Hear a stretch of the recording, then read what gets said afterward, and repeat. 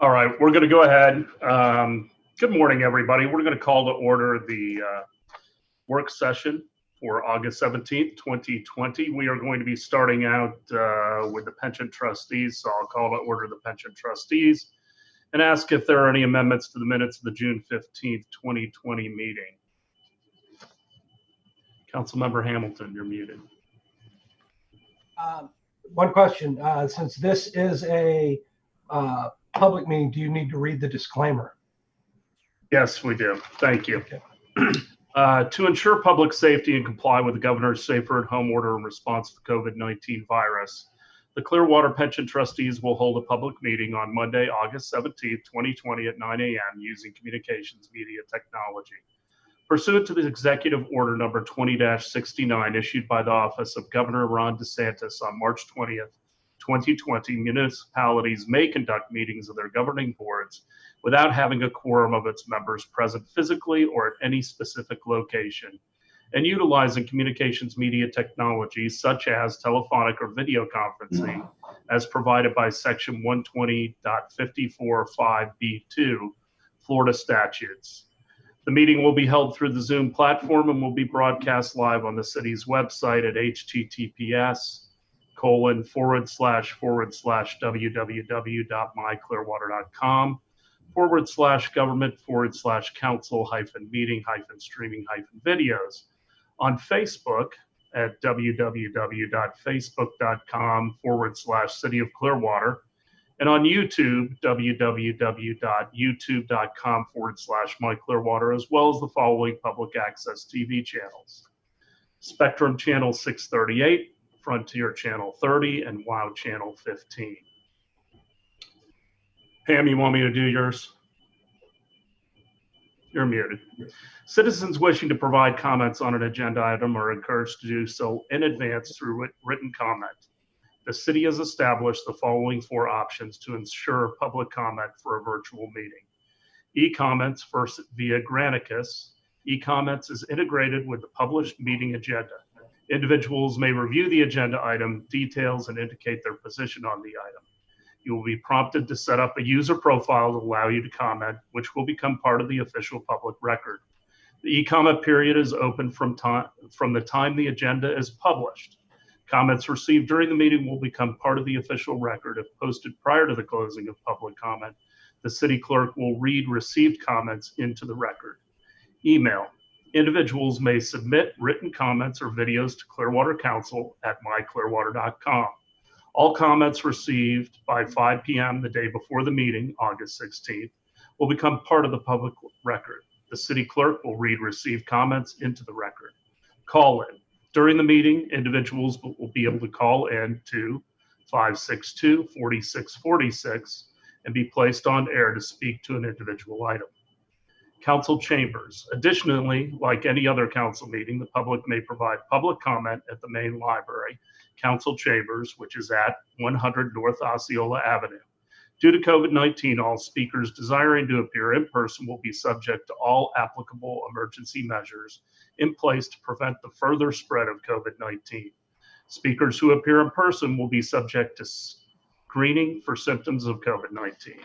Any persons exhibiting any symptoms of COVID-19 will not be permitted to enter the council chambers, but will be able to participate through the remote options described above. Individuals with disabilities who need reasonable accommodations to effectively participate in this meeting are asked to contact the city clerk at 727-562-4092 or rosemarie.call@myclearwater.com in advance. Thanks, Hoyt. I appreciate you reminding me of that. No problem. All right. Are there any amendments to the June 15th, 2020 minutes? Move approval of the minutes as submitted. Second. All in favor? Aye. Opposed? Unanimous. Next is citizens to be heard. If there are any citizens to speak to any items that are not on the agenda. Do we have anyone, Joelle? Okay. Seeing none, we'll move on to item 4.1. Good morning. I'm going to call to the podium Jay Ravens, Finance Director. Thank you, Jennifer. Good morning, trustees. Jay Ravens, Finance Director. This item is requesting your acceptance of the plan's annual actuarial valuation dated January 1st, 2020. I would like to introduce the plan's actuary, Pete Strong, with Gabriel Roeder-Smith, who will review the valuation report with you. Morning, Pete. Good morning, trustees. My name is Pete Strong, the actuary for the plan for GRS Consulting. Do I have the ability to share my screen? Let's see. I would assume so. There you go. Okay. So instead of going through a 100-page or 75-page evaluation report, I created a summary. I found it's a little easier on these Zoom meetings to go through a few slides rather than try to page through a long report. So I'm going to go through just a few of the highlights of the valuation, and then I can answer any questions anyone has about the full report. So the required contribution for the year for fiscal year 2021, which is the main purpose of the January 1, 2020 actuarial valuation, is to calculate this amount. The fiscal year 2021 contribution requirement is up a little bit from the prior year to $11.52 million from $9.71 million for fiscal year 20. And the main reasons for that are, number one, benefit changes for police officers. Police officers received a reinstated COLA, which was removed after January 1, 2013 for benefits earned after January 1, 2013. That COLA, or cost of living adjustment for retirees, has been reinstated for all post-1/1/13 benefits, but with a 5-year delay. That change alone increased the contribution requirement by about $945,000. So roughly half of the increase you're seeing for the year. Also, we're on a schedule to reduce the investment return assumption, which was started last year after the experience study was completed. This year, the schedule is to go from 6.75 to 6.65. That 10 basis point reduction in the investment return assumption costs a $411,000 increase in the contribution. You assume you're going to earn less on the investments, you have to put more into the plan as the dollar amount contribution. And then the last factor was the increase in covered pensionable payroll. The cost of benefits being earned each year tends to stay at approximately a level percentage of pay, and covered payroll went up from 84.6 million in 2019, or I'm sorry, 84.6 million in 2018 to 90.6 million in 2019. And so we're assuming that payroll continues through 2020. That increase in the normal cost, or the cost of benefits earned, created a roughly a $450,000 increase. So add those three amounts up together, you get about 1.8 million, which was about the increase in the contribution for the year. The total actuarial liability, which is based on service through 1/1/2020 for everyone in the plan, is just over $1 billion, about $1.02 billion. The total market value of assets as of the same date, as of January 1, 2020, was about $1.12 billion. So you had a surplus of about $100 million. But with smooth gains and losses in the market value of assets over a 5-year period. And so after reflecting smoothing, the actuarial smooth value of assets is about $1.044 billion. There is a credit balance that we are holding basically in reserve for prepaid or advanced city contributions. The total amount of that as of 1/1/20 was $28.96 million. And so then, because that's being held as a reserve to offset future city requirements when needed, we subtract the actuarial value of assets from that amount to get to a net actuarial value of $1.015 billion. That's the $1,044,000 minus the $28.9 million. And so that gets us to a net actuarial value, excluding the credit balance, of $1,015,000 or $1,015,000. Which is slightly below the actuarial liability. The actuarial liability of $1,017,000 exceeds that net actuarial value by about $2.5 million, which is a funded ratio of 99.76%. This funded ratio would have been 101.5 prior to reflecting the plan and assumption changes, and it compares to 101.3 the prior year. On a market value basis, we're at 107%. We had a very good year in the market value. 2019 yielded about a 20% return on the market value. And so the market value based funded ratio is 107.29%, up from 97% last year. The city requested some new information in the valuation report this year to have the valuation results, the liabilities, and the calculation of the required contribution be broken down between non-hazardous, police, and fire. So we did that. We did an allocation of assets between the three groups. We calculated all the liabilities separately. And we came up with contribution rates for non-hazardous of about $3.5 million, or about 6.64% of their covered pay. For police, it was about $4.87 million, or 23.5% of pay. And for fire, about $3.1 million, or 18.64% of pay. The sum adds up to the number I communicated earlier, which was $11.5 million in total for the year. Police is the highest contribution rate at 23.55 because about roughly 4% of pay, 4 to 5% of pay was added this year because of those recent benefit changes, the change in the cost of living adjustment for post-2013 benefits. For non-hazardous contributions, or for the non-hazardous rate, which is only about 6.6% of pay, it's much lower than it is for police and fire for several reasons. The non-hazardous group has a later normal retirement date. For anyone hired after 1/1/13, it can be as late as age 65, which compared to the 20 and out normal retirement age for police and fire, you know, when they're usually hired in their 20s, they can retire, a lot of them in their 40s or early 50s. So the retirement date for non-hazardous tends to be, in some cases, 10 to 20 years later than it is for police and fire. So the cost of benefits is spread out over a much longer time. Also, the benefit multiplier for non-hazardous is for about half anybody hired after 1/1/13 is 2.0% per year service versus 2.75 for police and fire.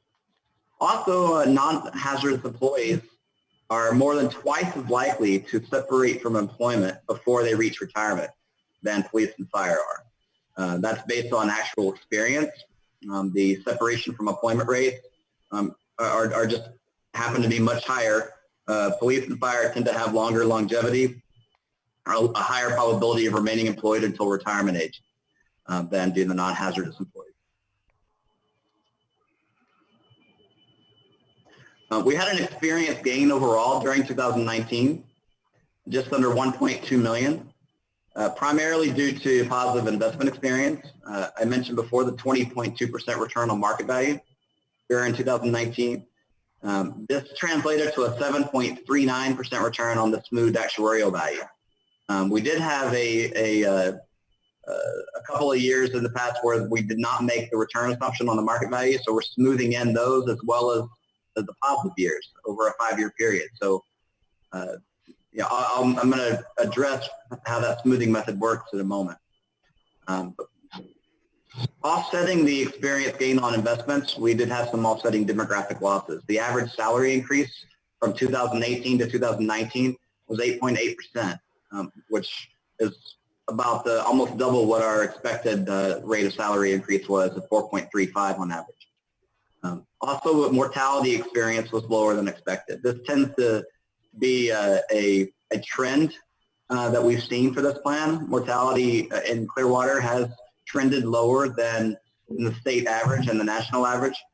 We had a $567,000 reduction in annual pension benefits during 2019 due to mortality experience. But if you applied all the mortality rates universally across all of the retiree data, we would have expected an $886,000 reduction in annual pension benefits. So mortality actual experience is, you know, about less than 2/3 of what what the expectation of mortality experience would have been. But overall, we still had an experience gain for the year. This is the actuarial value of assets development. way we do this, if you look at line E1, which I've highlighted there with a blue arrow, we had an actual market return on assets of $191 million. That's the 20% return on market value that I reported. We assumed to earn the expected rate of return of 6.75. So if the market value had returned the assumed return, it would have been 63.7. So that's an excess return of $127.5 million in line E4, right here. That excess return is what's spread over a 5-year period. So we recognize $25.5 million of it this year. We're going to be recognizing $25.5 million of it at the end of 2020, $25.5 million in 2021, et cetera, all the way through 2023. Last year, we had a negative 2.5% return on market value. So we're smoothing in a loss. You can see in line E4 here, last year we had a negative $95 million experience number, which was being recognized at negative $19 million a year. So, the whole point of the actuarial value of assets is to smooth this volatility out over 5 years. So we have a positive $25.5 million being recognized this year, a negative 19 from last year, a positive 16 from the prior year, and then a couple of more negative numbers. Overall, we get to a net phase-in this year of $9.26 million. So that's a positive to or additive to the investment return on a smooth actuarial value basis. So you add the assumed return of 63.7 here to the smooth-in amount of $9.26 million. And then add that to the beginning of your actuarial value of assets and the net cash flows, you get to $1,044 million here as your actuarial value of assets. The total return on the actuarial value is 7.39, and the market value is 20.2. And we now have a large cushion. The difference between and I'm having trouble highlighting that number there.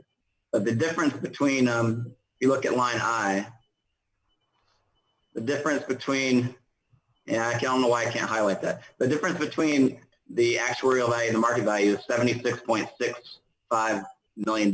So that's a cushion that's going to be phased in, which will help offset any market value losses that we have over the next couple of years. You can see here, we're going to be phasing in $22.1 million in 2020, $22.5 million in 2021. And we have a positive amount to be smoothed in to the actuarial value of assets in each of the next 4 years. Here's a history of the returns. You can see the market, and this also illustrates why we smooth assets. The market value of returns jump around quite a bit. We had a negative 27% return in 2008, positive 30 in 2009, positive 16 in 2017, but then negative 2.5% in 2018, and then a positive 20.2 in 2019. Overall, the average over the last 5 years has been 7.67 on the market value, 7.57 on the actuarial value. But the returns on the actuarial value, are much less volatile than the returns are on the market value. Over the last 20 years, which includes 2 recessions, that includes the 2000-2001 downturn and the 2008-2009 downturn, we've still averaged over 6%, including, what I consider two of the most significant economic downturns that this country has faced in the last, 75 years.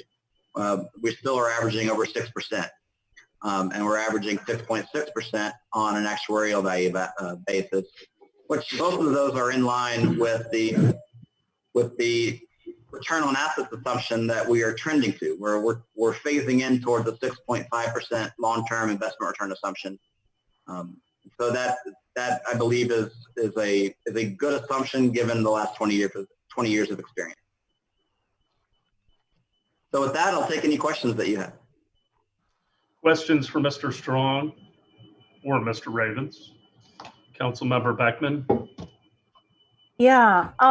Well, thank you for this information. It's sort of like a foreign language, but it's pretty fascinating. I have 2 questions. First of all, can we have access to this PowerPoint presentation that breaks things down pretty nicely? Because it's not attached to the agenda. Okay. And then, I sent it to Jay on Friday, so he should have it to distribute. okay. It's in iLegislate. Yeah, it's been Oh, provided, but Okay, I didn't see it attached to my, I'll look. But then also the smoothing that occurs, does that only occur over 5-year periods? And is that some legal or industry parameter that you do? Yes, this is a very normal smoothing method. The state of Florida allows smoothing. In fact, I would say 99% of pension plans smooth assets to smooth out the volatility in the market. The maximum amount of smoothing that you're allowed to do in Florida is 5 years. And so most plans smooth over that 5-year maximum. Mr. Strong, variation. It's a rolling 5 years. Right. It is a rolling 5 years. So does that mean the year that we have, if we have a big bump 1 year of returns, we can smooth them from 5 years from the date of that, increase, correct? Or the date of the significant decrease, we have 5 years from that point to smooth that one number. Right? That's correct. Okay. Thank you. Sure. Other questions or comments? Councilmember Hamilton, you're muted. Well, I guess, what I always like to say at this time of year, whenever we have this report, is Jay, or where does our pension plan rank nationally as far as funding? I'd probably have to defer to Pete on that, Okay. but obviously 100% funding or near 100% funding puts us in an upper tier.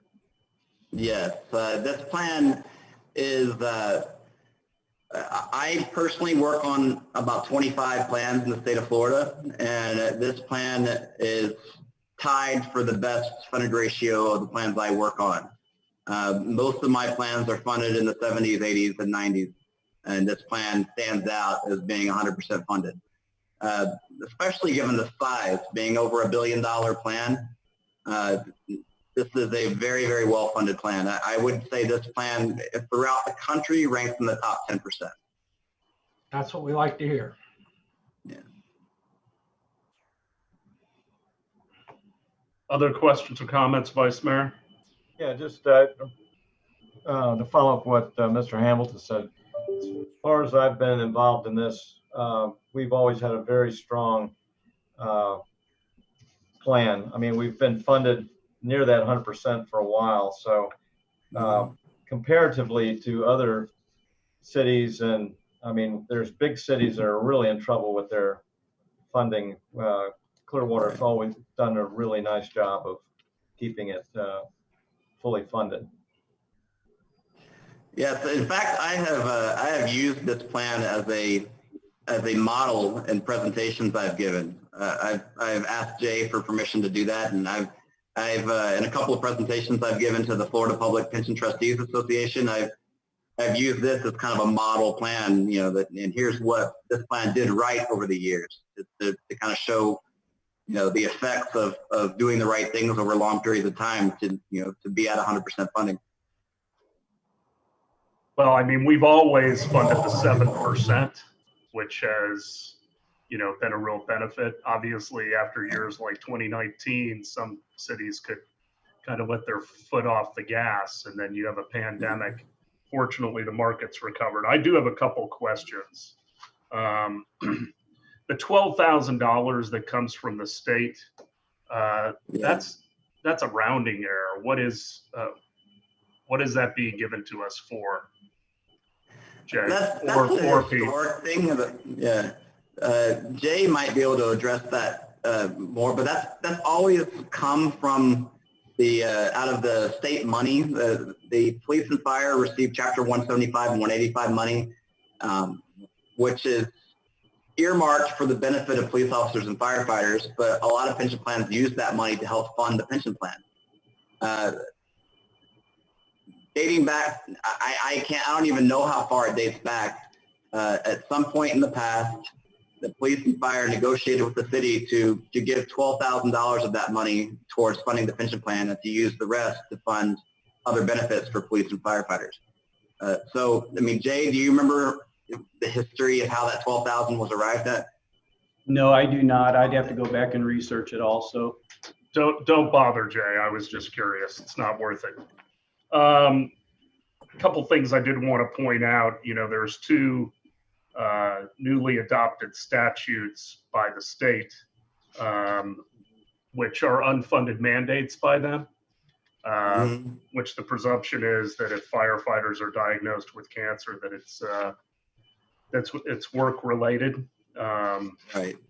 I always want to point out when the state is giving us something that we have to do that they don't actually fund. So Right. I wanted to point that out. There's a couple other quick questions I had. Mainly they're on expenses. So they're on page C3 of the main report. Okay. And it is row D, which is non-investment administrative net cash flow. And it shows negative 30.6 million in 2018 and negative 33.8 in 2019. What is that? Let me go to page C3 and see where you're looking at.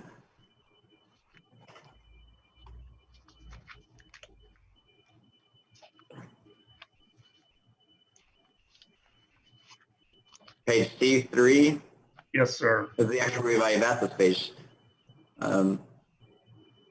So you're looking at non-investment cash flow right here?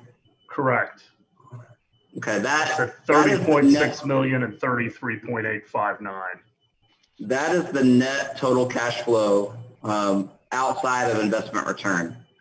So that's the sum of all contributions coming in from the city, from employees, minus all benefit payments that went out. So it's Okay. if you look at this page right here, you've got total contributions coming in of 17.7 last year and 18,176,000 this past year. And then you have total benefits and refunds, mostly all benefit payments. You had 51.298 million, and then 48.457 million. So 51.3 million was in 2019 and 48.46 million was in 2018. So Okay. if you combine those two, plus the administrative expenses was about 324,000 versus 318,000. So if you combine all those with item B1 here, the contribution, that's where you get the total net cash flow of negative 30.6 and negative 33.8. And what is our overall expense ratio for managers? So the total investment expense is about 6.6 million, and you've got the total assets of running around $1 billion. So, I got it at roughly 66 basis points is what I Right. calculated. Roughly 66 basis points. That's right. So that seems a little high for $1 billion. Yeah. Is that a function of how much segmentation we have? I'd be happy to manage $1 billion for 66 basis points is all I'm saying. Right. Mayor, it is also, this is Jay Ravens. It's also somewhat of a function of that 20% return during the calendar year. How so? There is some profit sharing basically with a few of the more complex investment managers where there is a return. So they're getting a 2 and 20 on certain alternative investments? They're getting excess, yes. So excess returns over a certain level, they receive Okay. a percentage. All right. That makes sense. All right. That's all the questions I have. Anyone else?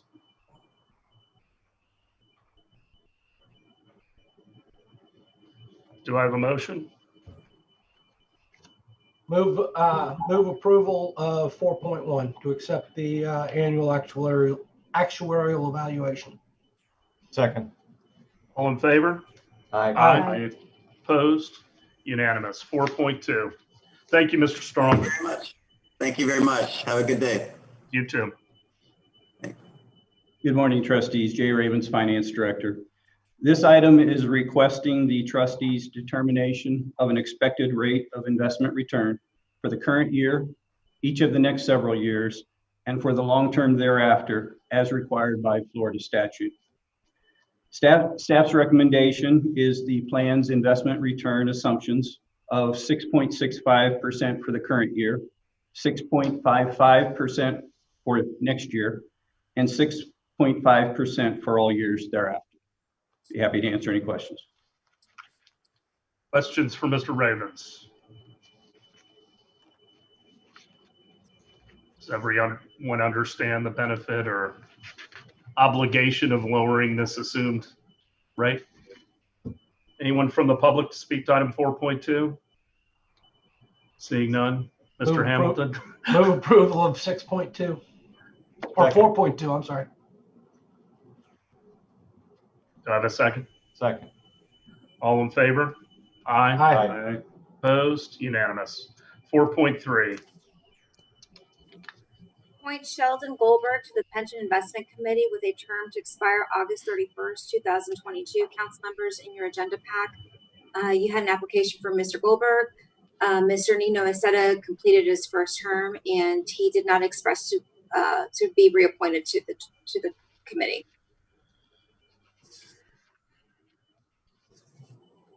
I wish we had more candidates to choose from, not that we don't appreciate Mr. Goldberg's application. We're trying. I understand. Well, it's part of our function as well. Anyone opposed to Mr. Goldberg?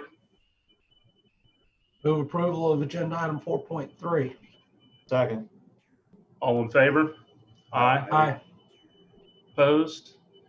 Unanimous. Anything director's report? No, sir. Anything else for the good of the order for the pension trustees? Sure. All right, we will adjourn and convene the work session. Ms. Aiken, do we need to read everything again, or you're muted? Yes, sir, but only the first part. You don't need to do the second part. Since this Only is my part. only the small part of your part. I'm kidding. Yes. All right, so we will call to order the August 17th, 2020 work session to order. To ensure public safety and comply with the governor's safer at home order in response to the COVID-19 virus, the Clearwater City Council will hold a public meeting on Monday, August 17th, 2020 at 9 a.m. using communications media technology. Pursuant to the Executive Order number 20-69 issued by the Office of Governor Ron DeSantis on March 20th, 2020, municipalities may conduct meetings of their governing boards without having a quorum of its members present physically or at any specific location, and utilizing communications media technology such as telephonic or video conferencing as provided by Section 120.54 5B2 Florida statutes. The meeting will be held through the Zoom platform and will be broadcast live on the city's website, https://www.myclearwater.com/government/government/council-meeting-streaming-videos. On Facebook at www.facebook.com/City of Clearwater. And on YouTube, www.youtube.com/myclearwater, as well as the following public access TV channels: Spectrum Channel 638, Frontier Channel 30, and WOW Channel 15. Individuals with disabilities who need reasonable accommodations to effectively participate in this meeting are asked to contact the city clerk at 727-562-4092 or rosemary.call@myclearwater.com in advance. With that, item 2.1. Good morning, Mayor, Council.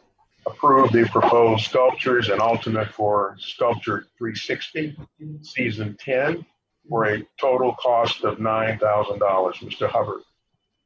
Good morning, council, city managers, and city staff. My name is Christopher Hubbard. I'm the Cultural Affairs Coordinator for the city.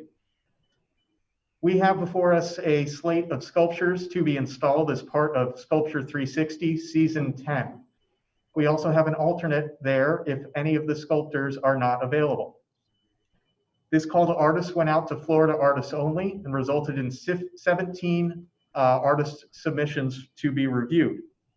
The artists in your packet are Robert Cordisco. His sculpture is Paradox. Robert is from Palm Beach Gardens, Florida. The next sculpture is Lucy Keshavars. She is also from Palm Beach Gardens, and her sculpture is titled Ring Canopy. And the third artist is Clayton Swartz. He's from Pinellas Park, and his sculpture is titled Festival Blue. Our alternate is Gus and Lena Ocampa Silva. They are from Clearwater, and their sculpture is titled Tree. The installation of these sculptures will begin the week of September 14th.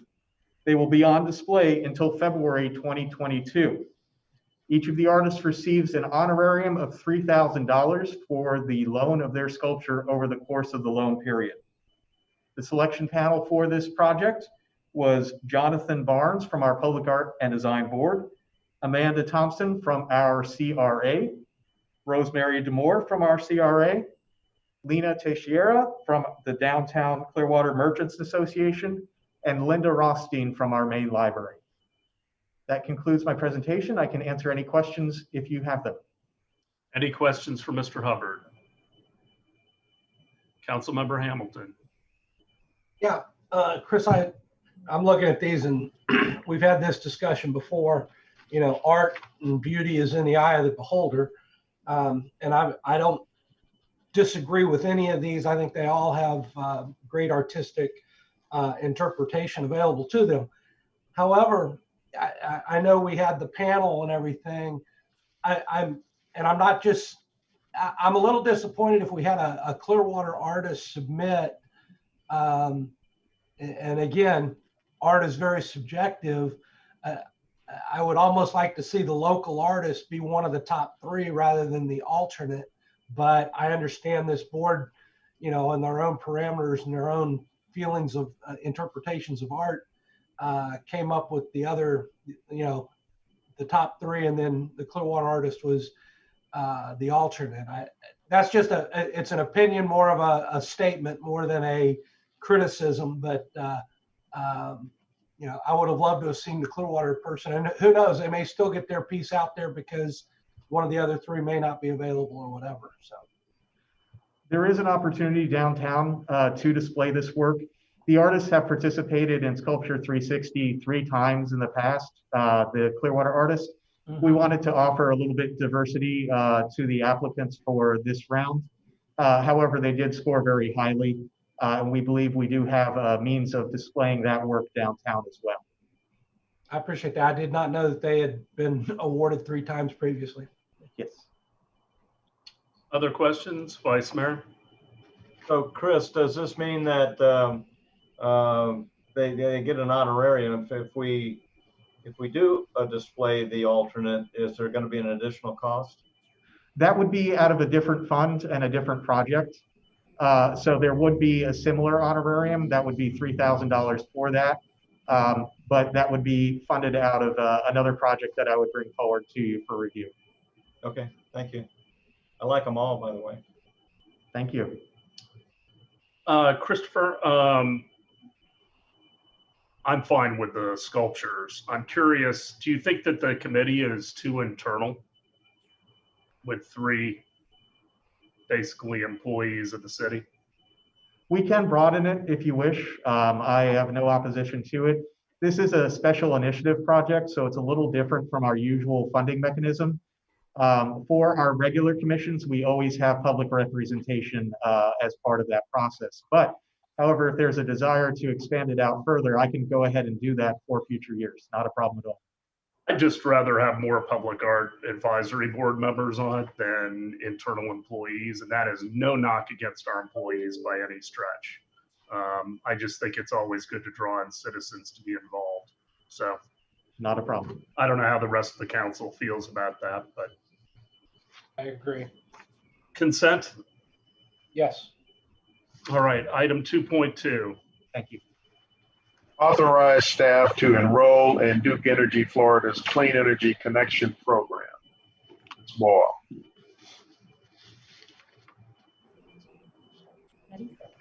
Good morning, Mayor and Council. Sheridan Boyle, Sustainability Coordinator. I'm here this morning to discuss Duke Energy Florida's proposed Clean Energy Connection Program and recommend city enrollment to said program. So we are getting the presentation up. Yes.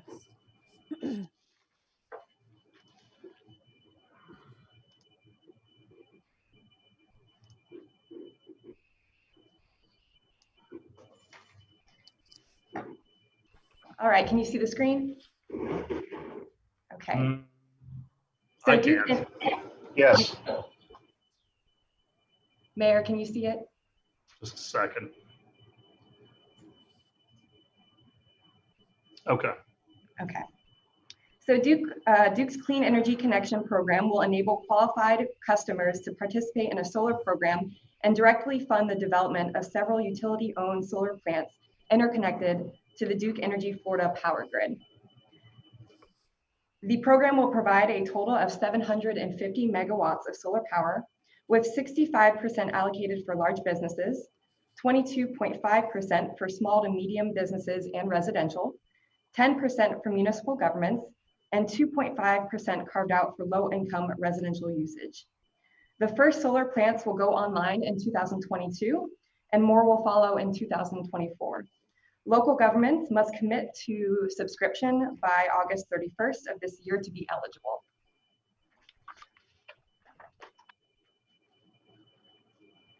So customers can subscribe to kilowatt blocks of solar power through a monthly subscription fee that will help pay for the cost of construction and operation of the solar power plants. The fee is a fixed rate at $8.35 per kilowatt and is added to the monthly electric bill. The subscription then pays back bill credits based on the subscription size from the solar energy that is produced by the solar facilities each month.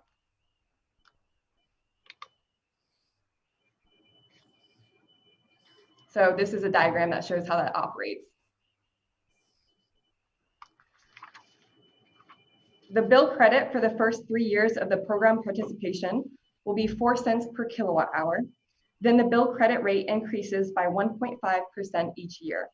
Starting in year 5, the annual bill credit is estimated to exceed the subscription fee. By year 7, customer credits are expected to exceed the charges paid to date for the program, which is full payback. And the city will realize real overall savings that continue to grow after about year 7. Duke Energy has prepared this graph to show how the program will work. The cost, which is the green line, is a fixed monthly subscription fee added to our monthly bill. The fee supports operation of these solar facilities. A credit, which is the blue line, is also added to the bill based on the power produced, and this credit increases over time. This creates an initial small additional cost of about 0.5% of the current bill, followed by a break-even point, followed by a net savings over the remaining life of the program. In addition to the credits, a real benefit to the program is the avoided cost of building an equivalent solar array on an individual city project basis, as well as the reduction in greenhouse gas emissions associated with renewable energy. So the city may have the ability to subscribe to enough solar generation to match our entire annual metered energy usage, which is a roughly 70 million kilowatt hours. However, there appears to be a high level of interest in this program, and it is expected to be oversubscribed. In other words, a city request will likely not be able to be met at 100%, but it will be prorated if we confirm our intention to participate by the deadline. Therefore, it is in our interest to request the maximum eligible amount in anticipation of a reduction. Based on this information, it is recommended that City Council authorize city staff to subscribe to the planned Duke Energy Florida's Clean Energy Connection Program at 100% of the eligible electricity demand. The city's commitment to the program functions on a month-to-month basis, and the city can opt out of the program when the solar plants start to generate power in early 2022. So the table here elaborates more on the cost associated with that 100% recommendation. Under this scenario, we would request 28,245 kilowatts of solar capacity within a 1-month commitment of around $556. By year 7, the cumulative credits will be higher than the costs, and there will be an initial around 42,000 and growing net savings in the program. Cumulative net savings are projected to be over 416,000 by the end of year 10, taking into account all fees paid. And enrolling in the program is fairly simple, but we would like your authorization to direct staff to proceed with the recommended 100% enrollment. I would like to answer any questions at this time, and I also have Jeff Baker from Duke Energy Florida, hopefully, on the call to assist. He is here. I'm here. I see him. Any questions from council? Vice Mayor? Yeah, I think this is a great opportunity to get into the solar market. Is the solar array, where would the solar array location be for this? I believe they have, they're planning on 10 different sites. I do not think those properties have been established yet, but Jeff, can you provide any clarification? Sure. There will be, we're doing 750 megawatts, and there will be 10 75 megawatt sites built throughout the state of Florida. Obviously, one of the main considerations is land cost. So it is unlikely that any of these sites will be built in Pinellas County. Just to give you a perspective, 75 megawatts of solar would take at least 375 to 400 acres of land. So obviously we have price as an issue in Pinellas County and land availability. So most of these sites will be built in the Duke service territory, most likely in our northern parts of our territory in the state, because those are some of our more rural counties. Okay, thank you. So in other words, Mr. Baker, you're saying it isn't efficient to build smaller arrays, rather you want to build large arrays and have people subscribe to them. Is that, there's economies of scale? Absolutely, Mayor. Because it's one of those things where the small, the fixed cost, you can spread out over, hundreds of thousands of these larger sites. Okay. Councilmember Beckman.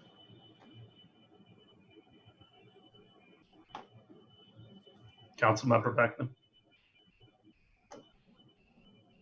Am I not coming through? I should, to me, you are. Yeah. Councilmember Beckman. Councilmember Bunker. Well, I love the idea. And I'm just wondering, since there's anticipation of more than 100% demand on this, what would it take for Duke to... Well, I was going to say, this is Hold on, fantastic. Councilmember Beckman. I'm so thrilled that we're... Oh, are we on there? Yep. Yeah, I called you 3 times, but Councilmember Bunker was asking a question. I'll come back to you, Councilmember Beckman. I was just wondering, what would it take for Duke? So I'm happy with this. Oh, okay. Councilmember Beckman, let Councilmember Bunker just finish his thought, and then I'll come back to you. Can you hear me? Can somebody go check on Councilmember Beckman's technology? I think she's on a delay. Yeah. Go ahead, Mark. Okay, so I just wanted to know if Duke might scale this up if they see so much enthusiasm for the project, or would that? Well, I mean, that's a very fair question, and it's something that I've been asked a lot. Obviously, we are a regulated utility, and we have made the filing for the 750 megawatts. So, obviously, I can hear you. We'll have to come back. It's one of those things where by doing 750 megawatts, that we're talking, in excess of $1 billion investment. So at this point, I think what, ideally, we plan to get this program off and running and, established, and hopefully, we'll have the opportunity to come back at a later date and offer additional subscriptions at some point in time. But for, to specifically address your question as it is now, it's filed for 750 megawatts with the breakdowns that Sheraton mentioned. So we, likely in the governmental section will be oversubscribed. But one of the things that we're doing is to make sure that everyone who does subscribe will get a portion of that. That's been one of our, key drivers of this program, is that we're not going to, we intentionally did not do this on a first come, first served basis. We wanted to make sure that everyone who wishes to participate will be able to participate at some level.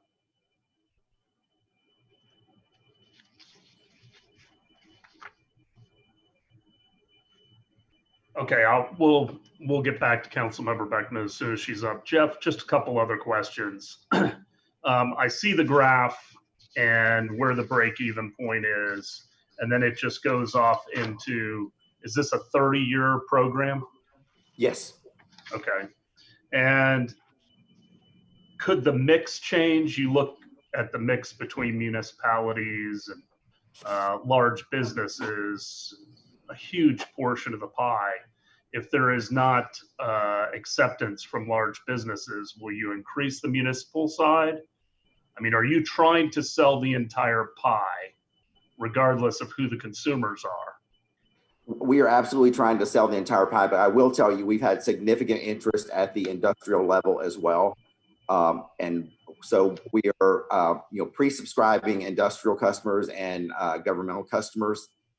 Then what will happen is next year, we will come back and offer this to all customers. So residential customers, small businesses will also have the ability to participate in this program as well. So what is your, you may not publish this or know the number, but what is your internal cost of capital that we're basically helping finance solar arrays? So what is your cost of capital with this program? I don't know specifically for this program, but to your point, one of the advantages of this program, obviously, had we used traditional utility financing mechanisms, it would have taken us a greater length of time to bring this amount of solar onto our system. So, that's one of the great advantages to having our customers partner with us, because, we currently, we don't even have 750 megawatts of solar power on our system today. We're approaching that number. But literally within 3 years, by the end of 2024, we will have more than doubled our solar capacity by doing it through this mechanism. So those subscription fees that all the customers will be paying, is ultimately what is paying for the cost as well as the operations and maintenance of these facilities. And the 1.5 annual escalator, does that cap out at some point? No, it's throughout the entire life of the program. The subscription fee is fixed, but the credit increases at 1.5% every year. Okay, very good. I think Councilmember Beckman is bouncing between Mr. Maxwell's office and hers, but I think they've got her up and running. So just give it a second. Vice Mayor? If you'll unmute. Yeah. What is the lifespan of a solar panel? I mean, if it goes out 30 years, will a panel last that long? I mean, I know as we get further down the road, that'll change, but currently, what is the lifespan of that? We estimate the lifespan to be right around 30 years. That is the reason for the 30-year period of this program. I got you. Okay. I'm back. Okay, you're on. Thank you. I ran from office to office. I don't know what happened, but we don't have your video though. If you want. Oh, that's all right. I mean, that's fine. Okay. We're not in a hurry. Okay, here we go. There you go. So I'm just excited about this. I'm glad we're moving forward. Obviously a bunch of municipalities are signing on, so it'll be, we're not going to be able to get all of our energy from Duke's solar panels that they're installing up in the north part of the state. But I would say that this is a great first step, but we also have to do energy efficiencies, and then we can get even a bigger payback when we put solar on our own buildings. And yes, it is a little smaller than all those big Duke arrays, but we'll receive, a greater percentage of payback when we start to do those on our own building. So there are 3 ways to get at 100% renewable energy, and that would be, first of all, you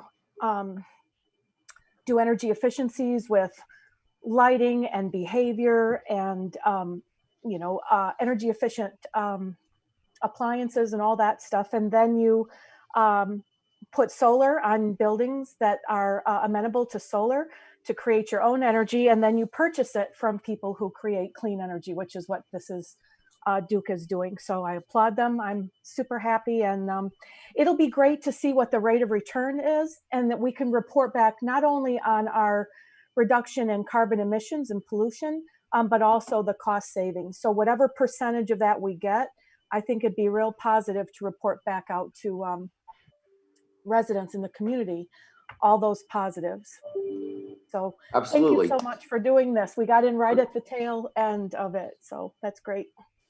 Well, one of the other advantages is that, obviously the city has your own individual sustainability goals, but I'm not sure if the council is aware, but Duke also, we have publicly committed to being net zero carbon emissions by 2050 and 50% reduction by 2030. So, this is a great program for our customers to help them achieve those goals that they have set for themselves. But likewise, it helps us tremendously reach our own internal goals. Councilmember Hamilton. Yeah, thank you, Mayor. Jeff, I know Vice Mayor asked the question about the 30-year lifespan of the solar panel, but do they work at 100% capacity and efficiency for the entire 30 years? Because how does that line stay so linear in going up? Because if it's still working at optimal efficiency at 30 years, why do they have to be replaced? So I'm a little question. I don't understand that. And Councilmember, that's a question. I don't have the technical knowledge to answer that question. I, like you, would agree that, over time, because obviously there is a end of lifespan, for those, but it's one of those things where I think as far as the credits, obviously, that's based on the fact that, we have projected increases in energy cost over time and things of that nature. But, I don't have the specific answer to your question, but I will get that for you. I've got, obviously people on our team that would know that right off the bat. But one other important thing, and I think it was alluded to in the presentation that Sheridan did, but if for any reason, you are not making a long-term commitment to this program by your decision today, Duke, it's one of those things where if a customer wants to opt out of this program for any reason, the customer is able to do that. There are no penalties or cancellation fees for that. So if you get to a point to where, our goal is to make this an attractive program for you. But if we get to a point to where at any time that the city feels like it's not in their best, interest to maintain in the program, that the city can leave with a 1 month's notice. Mr. Maxwell? We would budget for it annually. Okay. And I just, the item that I was going to mention was that our understanding is that Duke has built-in degradation of the equipment over that 30 years.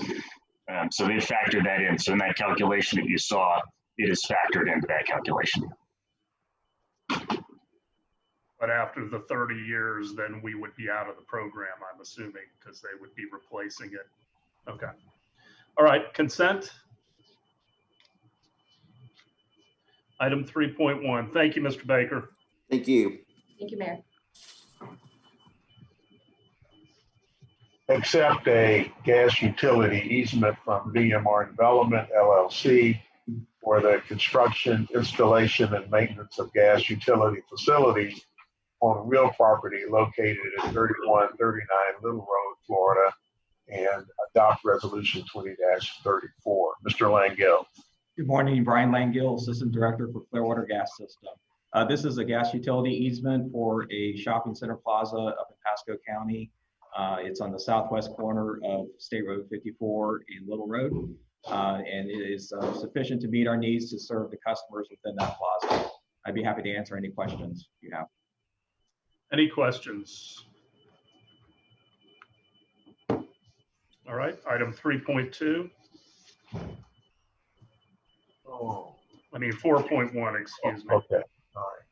Authorize a purchase order to Southeastern Surfaces and Equipment of New Smyrna Beach, Florida, in an amount not to exceed $189,750.55, which includes a 10% contingency to provide and install gymnasium equipment and replace and repair flooring at the Long Center and Countryside Recreation Center gymnasiums pursuant to Clearwater Code of Ordinances Section 2.5641D, cooperative contracts, and authorize the appropriate officials to execute same. Mr. Cater. Good morning, Mayor, council members. The item before you today is really the gymnasium equipment and the flooring at both the Countryside Recreation Center and the Long Center are in need of replacement and some repairs. This purchase order will provide for those repairs and the replacements that are needed. With that, I'm available to answer any questions you might have. Any questions for Mr. Cater? Consent? Yes. 4.2. Approve a proposal by construction manager at risk, Certus Builders of Bristol, Florida, in the amount of $223,812.93 for the renovation and construction of Phase 2 restroom expansion at Barefoot Beach House located on South Beach at 332 South Gulfview Boulevard, and authorize the appropriate officials to execute same. Mr. Cater again. This item before you is the completion of the Barefoot Beach House restroom project.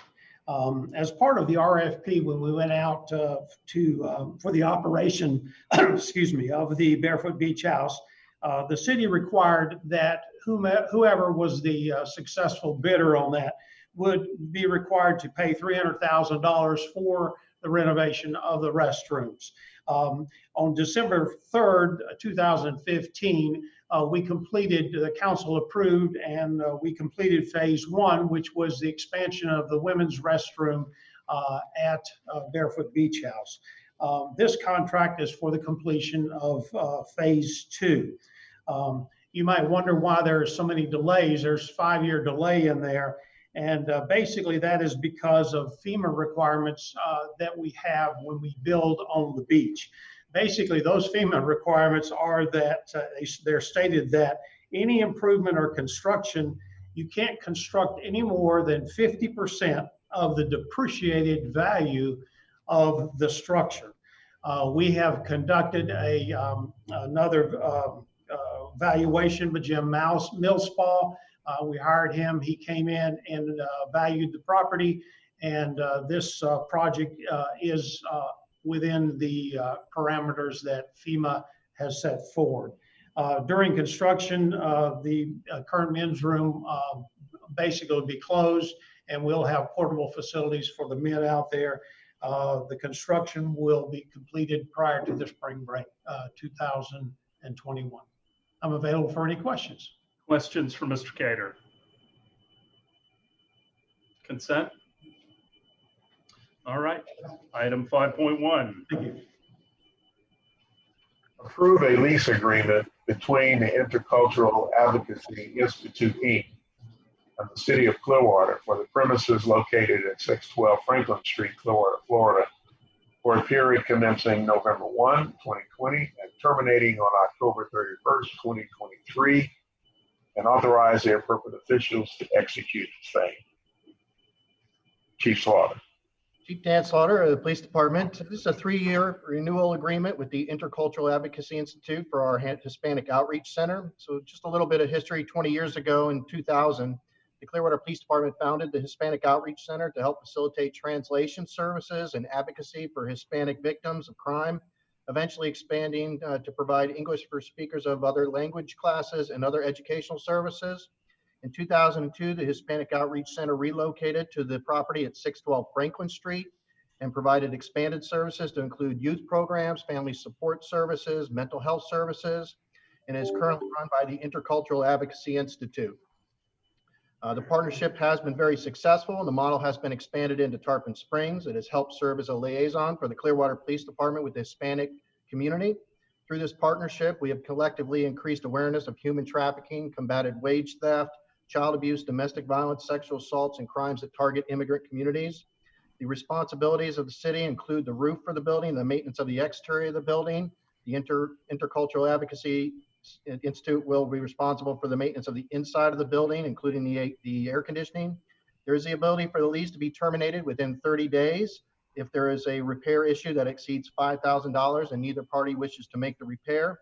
And additionally, there is the ability for the lease to be terminated within 60 days if the council determines the property is needed for another municipal service or a municipal need consistent with the city charter. I'd be more than happy to answer any questions. Any questions for the chief? It's been a great program and they've been a great partner for many years. Certainly support this. Are there any concerns, consent? All right, very good. Thanks, Chief. 5.2.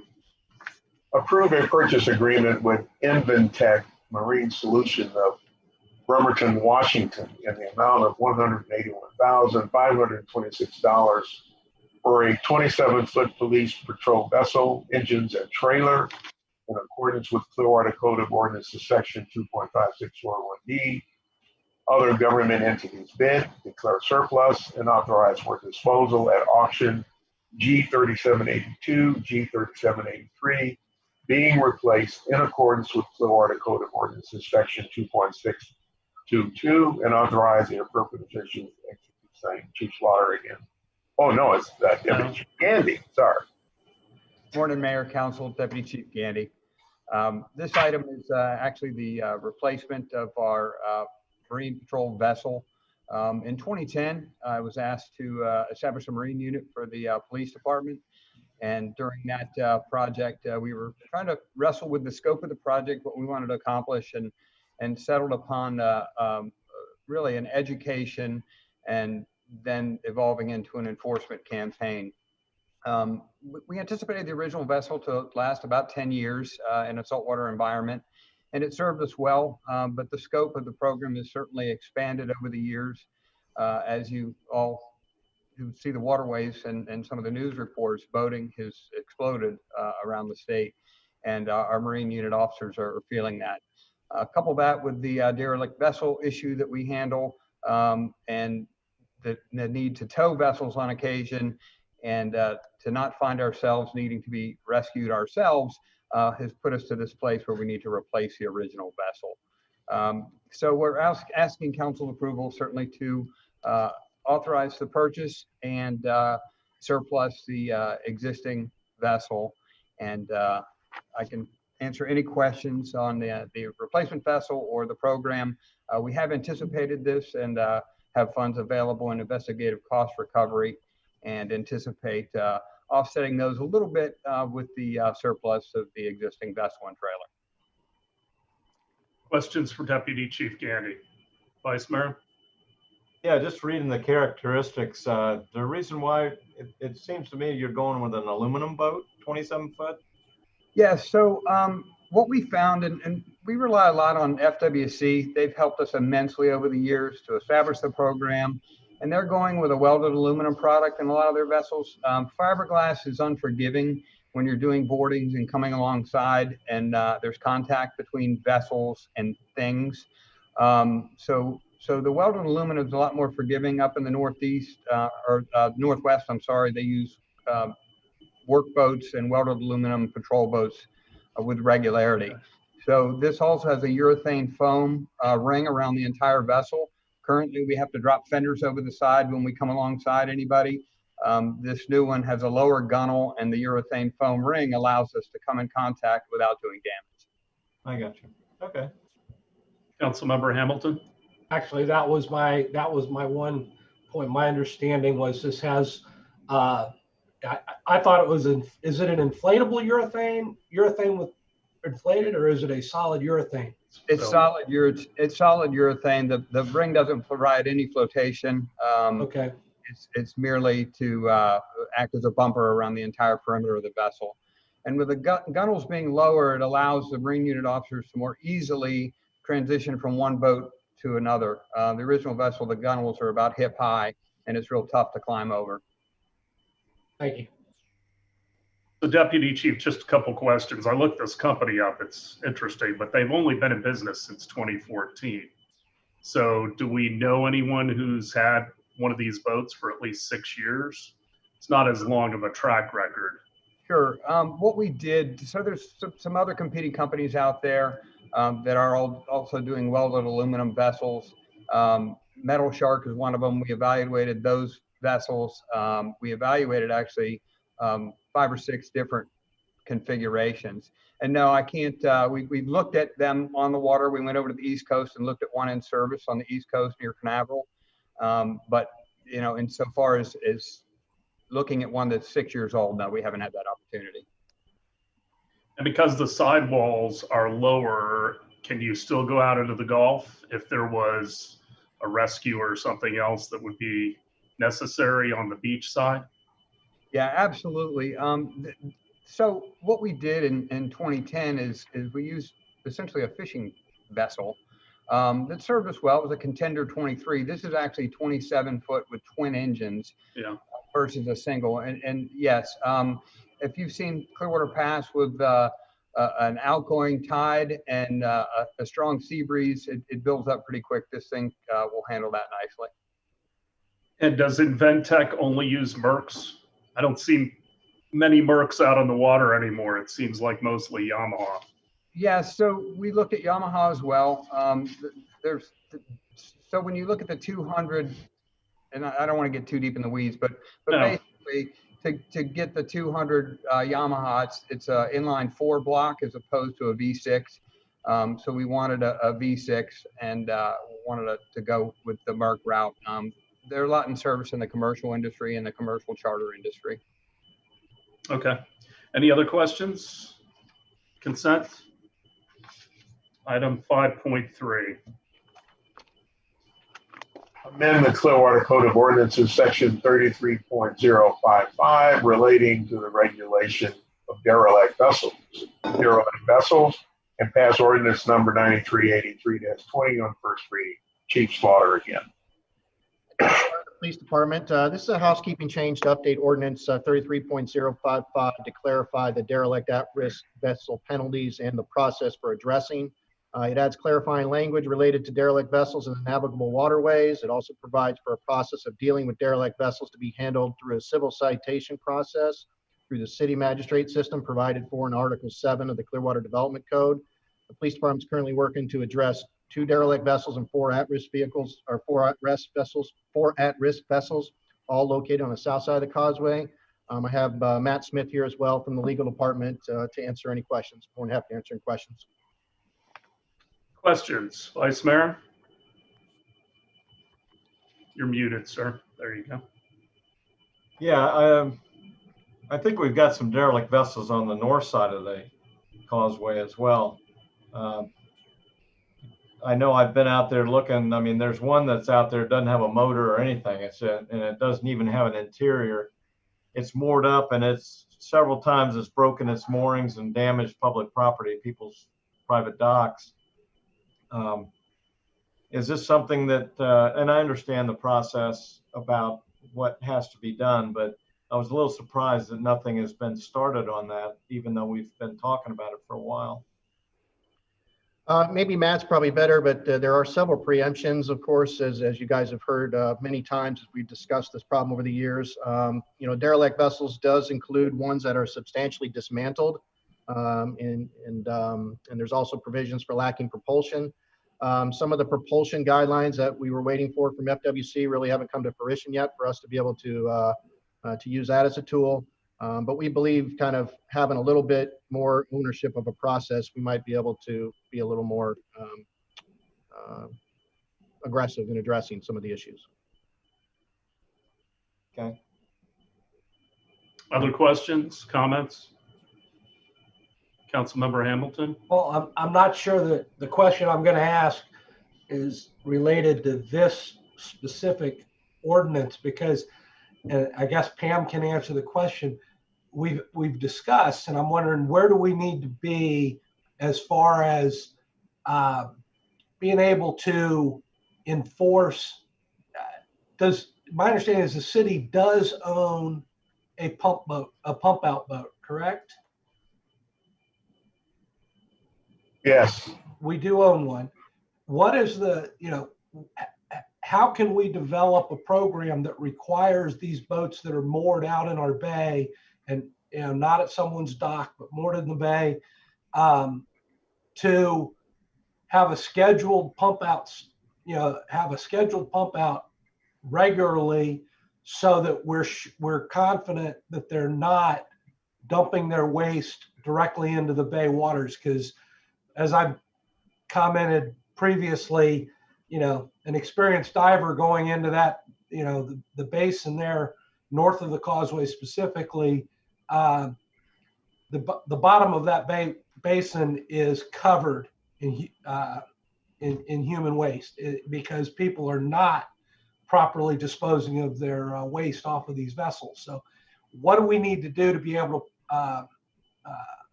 get that program done? Matt Smith, I believe, is in podium or close to podium. Matt, can you answer that question, please? I don't see. Chief, is Matt there? I'm sorry, you broke up a little on our side. I didn't hear it. Is Mr. Smith there? Oh, yes. I didn't hear it. Morning, Council. Matt Smith, City Attorney's Office. I think some of the questions that you were asking, unfortunately, we're preempted by the state of Florida. So the regulation of I guess the waste, I think we can enforce FWC's regulations, but we can't pass our own regulations and then enforce those. If we had a mooring field, that's a different story. But when I've spoken to Ed Chesney in the past about a mooring field, there's more hurdles to establishing one of those fields, and then you can only regulate within the field. That doesn't mean that you can now regulate all vessels within the city. Well, I guess then maybe what we need to do is we need to hire a diver with a camera to take this, to go out there and do this, and then we need to put it in an email or whatever to every single legislator in Tallahassee and say, how in the world can you allow this to continue to happen? I mean, it is absolutely, for some reason, Tallahassee does not want to tackle this issue. And it boggles my mind. We certainly can put it on our legislative agenda. I think it's worthy to be on there, and we can start laying the groundwork today for 2021. Councilmember Beckman? Yeah, I mean, I'm sure you must have thought of this, I'm curious. Are there EPA regulations? If these vessels are leaking fuel or, discharging human waste, isn't there a federal EPA standard or something that we can use to go and investigate or cite them or something? Councilperson, there are, and I think Deputy Chief Gandy can speak to those. Yeah, great. So yes, there is you can't pump over the side legally in the harbor. Okay, they have to have a Y valve, and if they're so many miles offshore, they're allowed to throw the Y valve and pump over the side, and that's part of the regulation. So we do inspect for Y valves. We have done that previously, so they have to have the Y valve. But that doesn't say that they're not discharging over the side into the bay.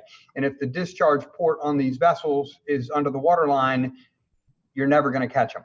And that's the challenge we face from an enforcement perspective. So we do inspect for Y valves for those vessels out moored in the bay. The problem is catching them in the act, and it's nearly impossible. Yes, sir. Horn. Yes, Mayor. And then Vice Mayor. I just want to comment on Council Member Hamilton's suggestion, and certainly agree we should put it in our strategy if we're going to be that aggressive, where we're going to be filming things and then advising the legislature, look how bad this is. We probably want to do a little bit of missionary work with our own Pinellas County delegation. We have learned in the past that sometimes with all the right reasons, all the right intentions, when we have gone, I won't say we become maverick-like. We have found ourselves putting some of our delegation that we then rely on to help us. We kind of put them in a very difficult, we kind of offend them. I'll just be candid about it. And so we want to make sure that we, kind of, Mayor, factor that in and how we go about doing it. That's all. Vice Mayor.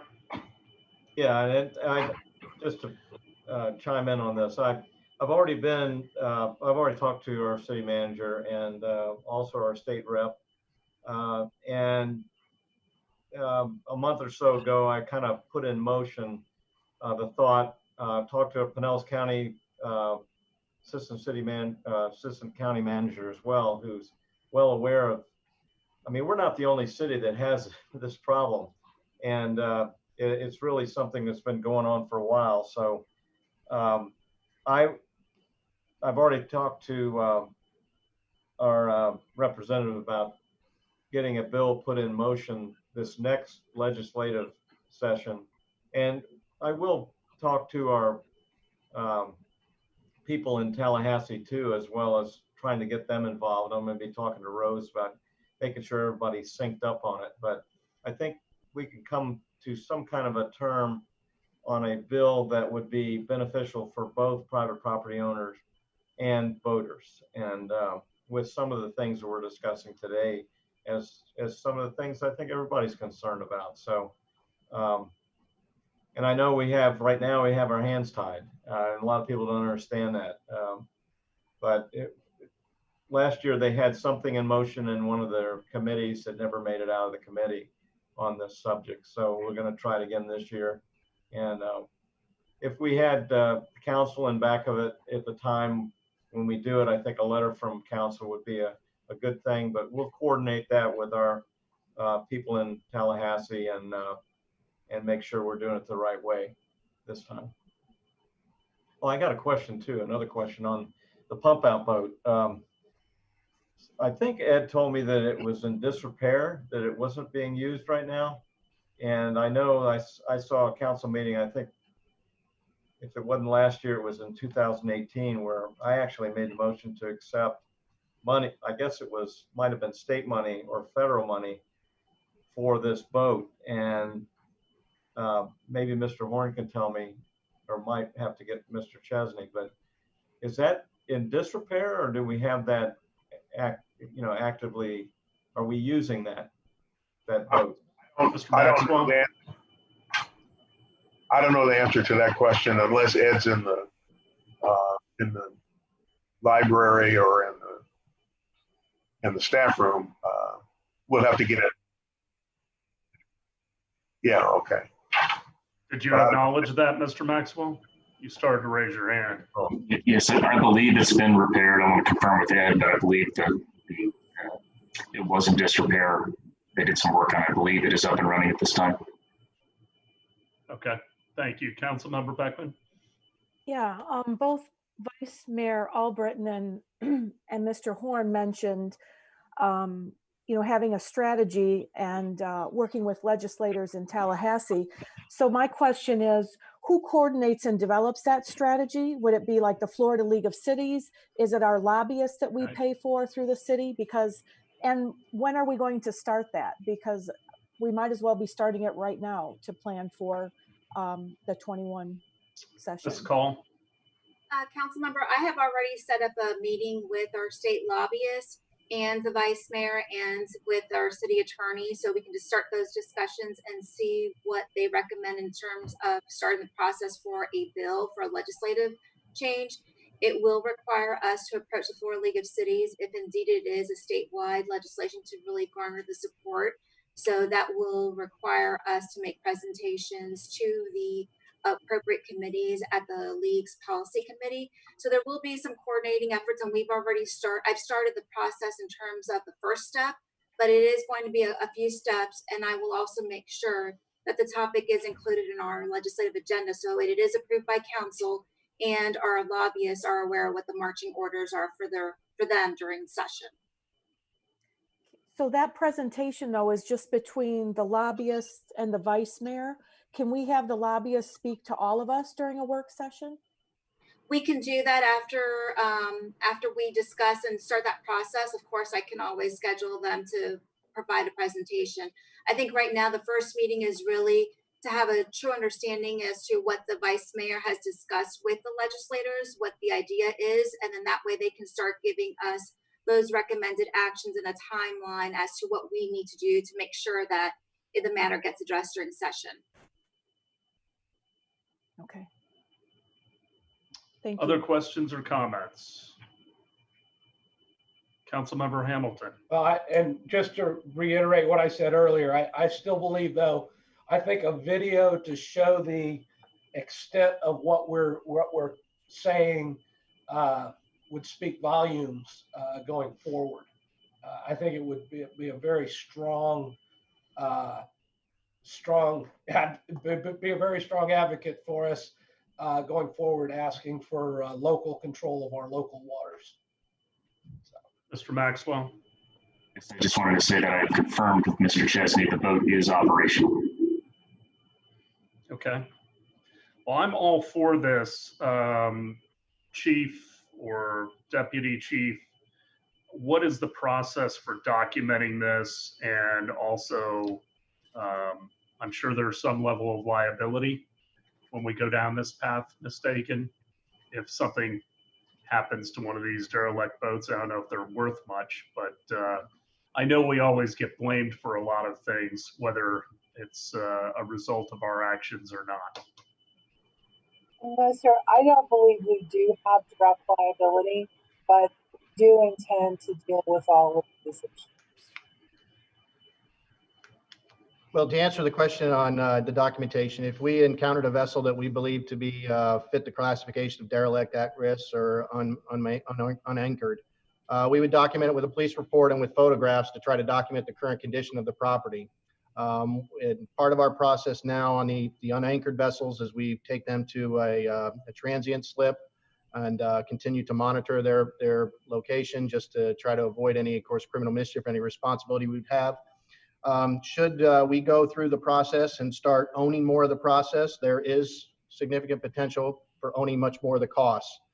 Those costs theoretically are recuperable from the owner of the vessel, but I would suspect in many of these scenarios that would be like getting blood from a turnip, and not too confident that we would see any of those funds. But we have talked, Matt Smith and I, about should we get one of these vessels that goes through the process and gets in front of the magistrate, that part of the order that would, if we were to prevail in the hearing, would be that there would be costs that would need to be reimbursed to the city.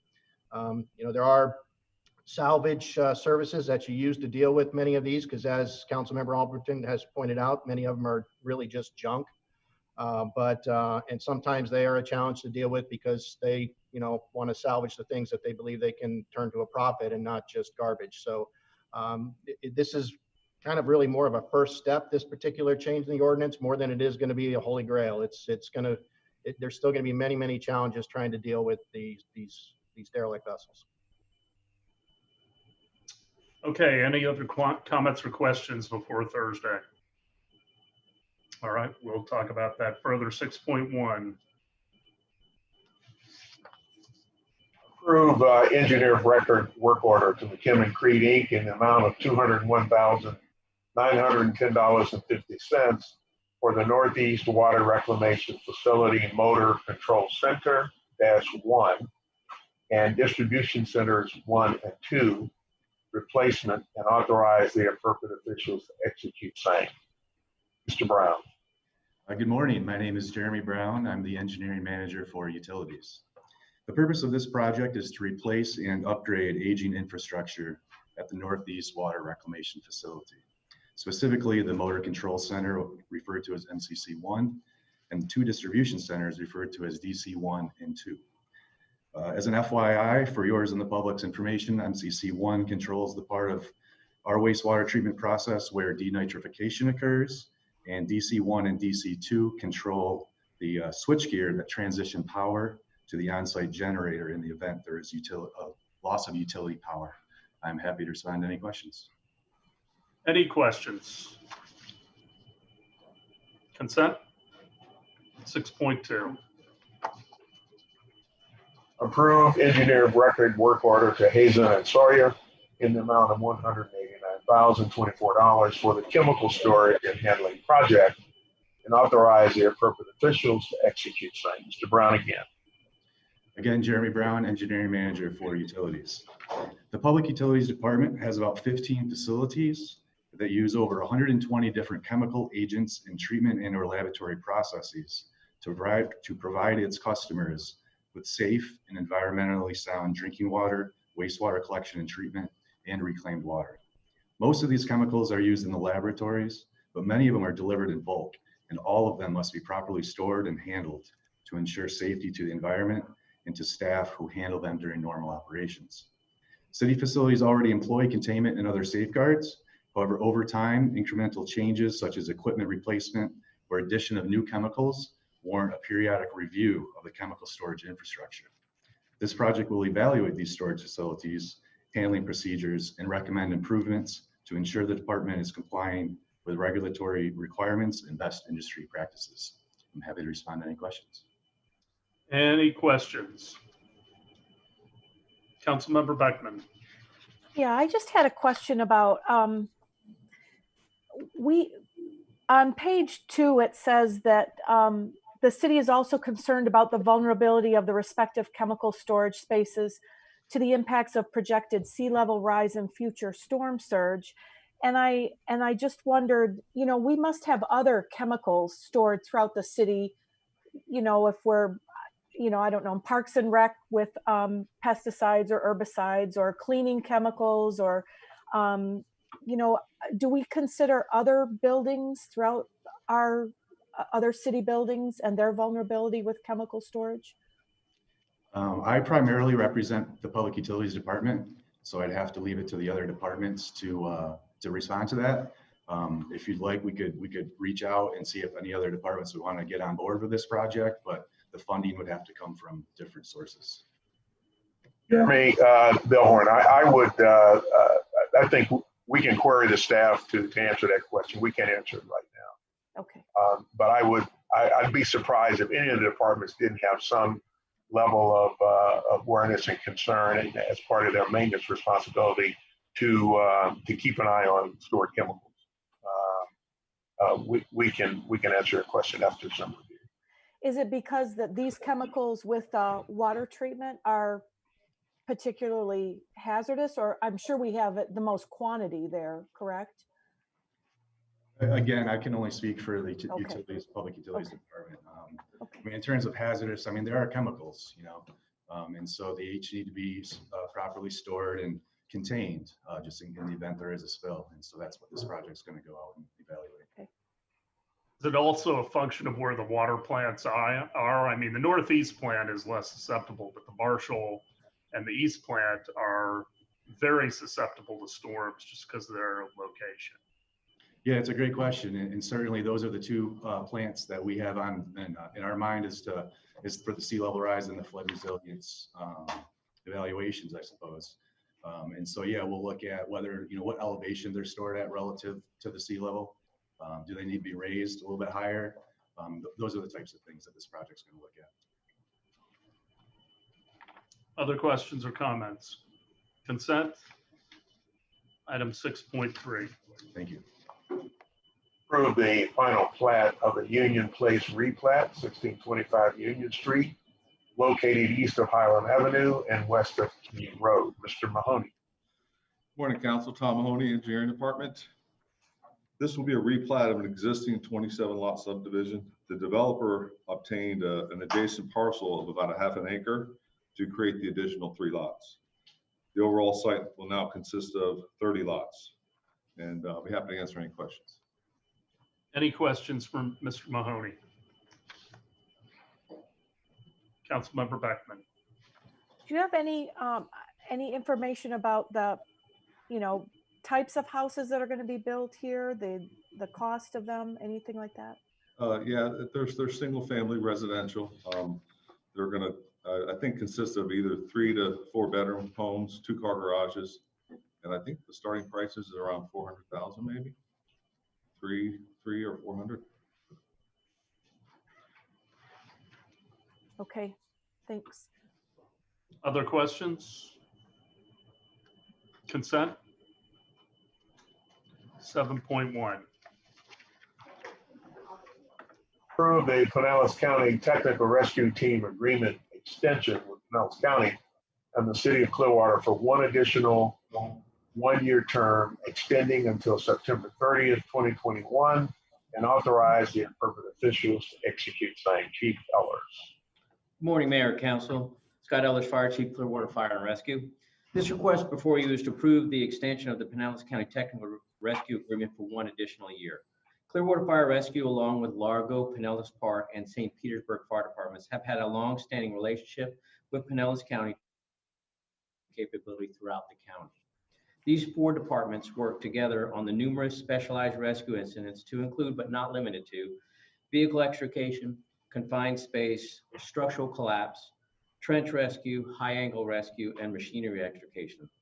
The current agreement identifies a 5-year effective period ending September 30th of 2020, as well as the parameters of what we're allowed to reimburse for, which includes about $56,400 in overtime and backfill costs, and up to $10,000 in travel and training costs. Additionally, last year, as part of being a part of that program, the county, through the county budget, purchased a heavy rescue squad unit for the tech rescue team, which is housed in the city of Clearwater and is based at one of our stations. With that, I'm happy to answer any questions for clarification. Any questions for the chief? Well, we hope the team is never needed, Chief, but certainly support what you all are training for. Consent? 7.2. Approve the federally funded subaward and grant agreement for public assistance support for COVID-19 expenditures and authorize the city manager or designee to enter into, approve, and execute same and any future modifications for COVID-19 expenditures. Assistant Chief Graham. Good morning, Javon Graham, Division Chief Emergency Management. On March 9, 2020, the state of Florida declared a state of emergency due to COVID-19. On March 13th, the president issued 2 national emergency declarations under both the Stafford Act and the National Emergencies Act. Due to the unmitigated spread of COVID-19, on March 18th, 2020, the city of Clearwater also declared a state of emergency. As there continues to be a threat to the health and safety and welfare of the citizens and visitors to the community, this proclamation continues to be extended on a weekly basis. This morning, for instance, the state of Florida reported 573,416 cases with 9,452 deaths. Pinellas County reported numbers of 18,730 positive cases, 1,840 hospitalizations, and 548 deaths.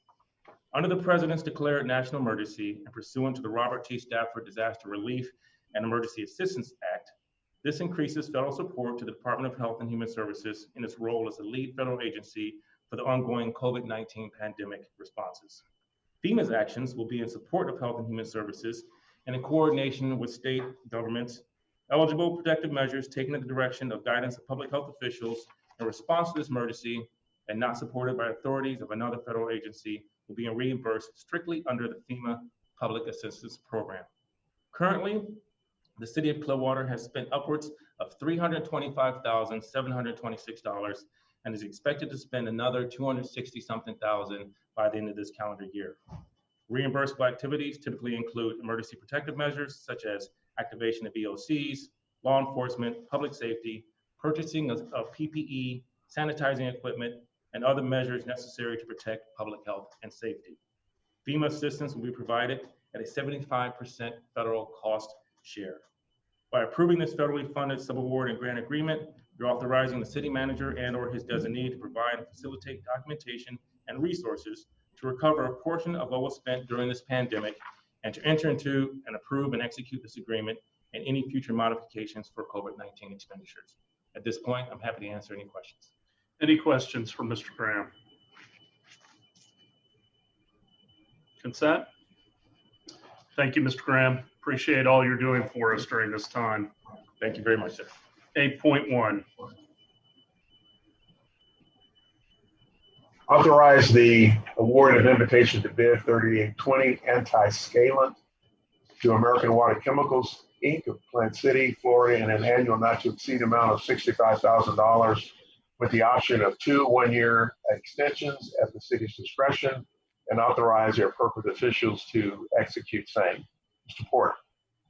Good morning. Are you able to hear me this morning? We can hear you, but we can't see you. And that's a shame because there's nothing more exciting than anti-scalant. I mean, this is the item I was waiting for when I went through the agenda. Great. I'm glad to hear it. David Porter, good morning. David Porter, there I am. David Porter, there you are. Facilities Director. I am here this morning to ask you to approve the purchase of anti-scalant from American Water Chemicals Incorporated, the low bidder on the solicitation. Anti-scalant is a chemical that we use to prevent the scaling on the insides of our membranes used in water treatment. So it's a protection mechanism. I'll answer any questions that you may have. Any questions for Mr. Porter? Vice Mayor. Mr. Porter, why is this under public utilities, not engineering, or why aren't they together with the other chemicals that we're talking about? Okay, this is a purchase of chemicals, or so it's a commodity. Commodities used by public utilities are brought forward to council by public utilities. Projects which are of an engineering nature, they come through engineering. So there is a split in the type of work that comes before you. Other questions? Consent? All right. Great. Thank you, Mr. Porter. You're very welcome. Thank you and have a good day. Yes, sir. 9.1. Provide direction on planning and development department program priorities. Ms. Clayton, council, let me just preface our presentation to highlight something we have experienced over the last 3 years at least, where our departments sometimes have a lot of balls in the air, and our council has a lot of balls in the air. And so sometimes it presents a challenge for us to determine how do we integrate unexpected council priorities against a pretty well-planned, established work plan that our departments establish every year. So this is a good example of kind of what we have experienced, and Gina's going to lay out the issue and then ask for your direction. Gina? Good morning, Gina Clayton, Planning and Development. At a recent work session, several council members expressed interest in the department taking on some new planning work. And so, as Mr. Horn indicated, we scheduled today's item so that I can update you on our current work program, discuss what other projects that you might be interested in, and then discuss ways that we can shift our work to best support your priorities. In order to facilitate the discussion, I attached the department's current work program to the agenda item, and you'll see a variety and extent of special projects that are being done across the entire department, and those are in addition to the customer-generated work that we process. Just thought you might like to know that we are not seeing a reduction in cases generated to our building department.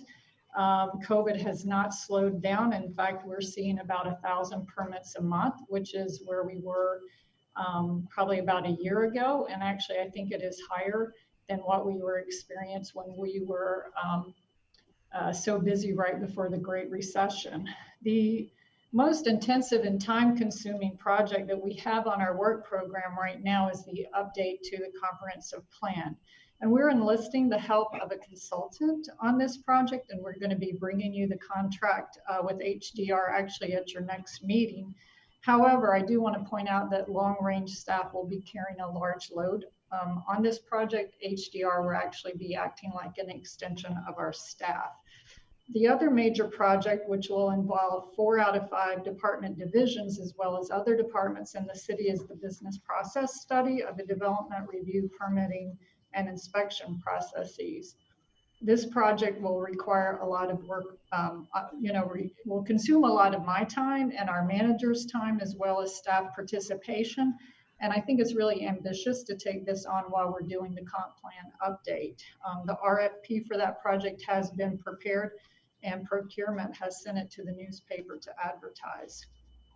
The last item that I want to highlight from the work program is actually work that has been generated by our legislature regarding food trucks. This statute essentially says that we cannot charge food trucks fees and we cannot prohibit them throughout the city. So while the Code of Ordinances allows ice cream trucks in residential areas and allows some mobile vending through parks and recreations, the Community Development Code actually does not allow food trucks. And so to comply with this new state requirement, we believe we need to study the issue and develop some options for your consideration and probably have some code amendments moving forward.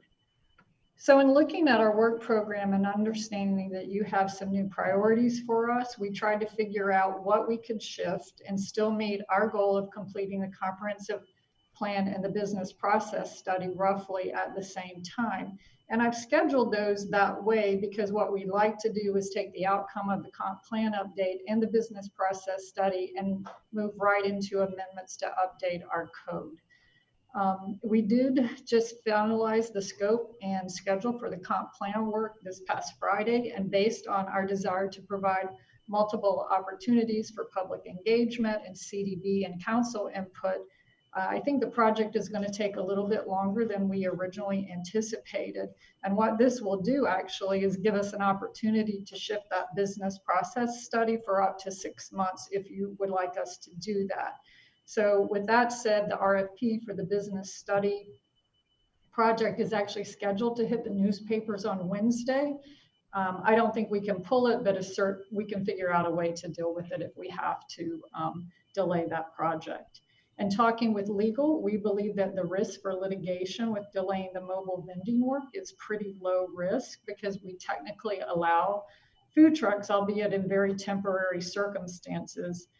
We do think we need to amend the code, but again, in consultation with legal, we did not think that this is a big risk for you.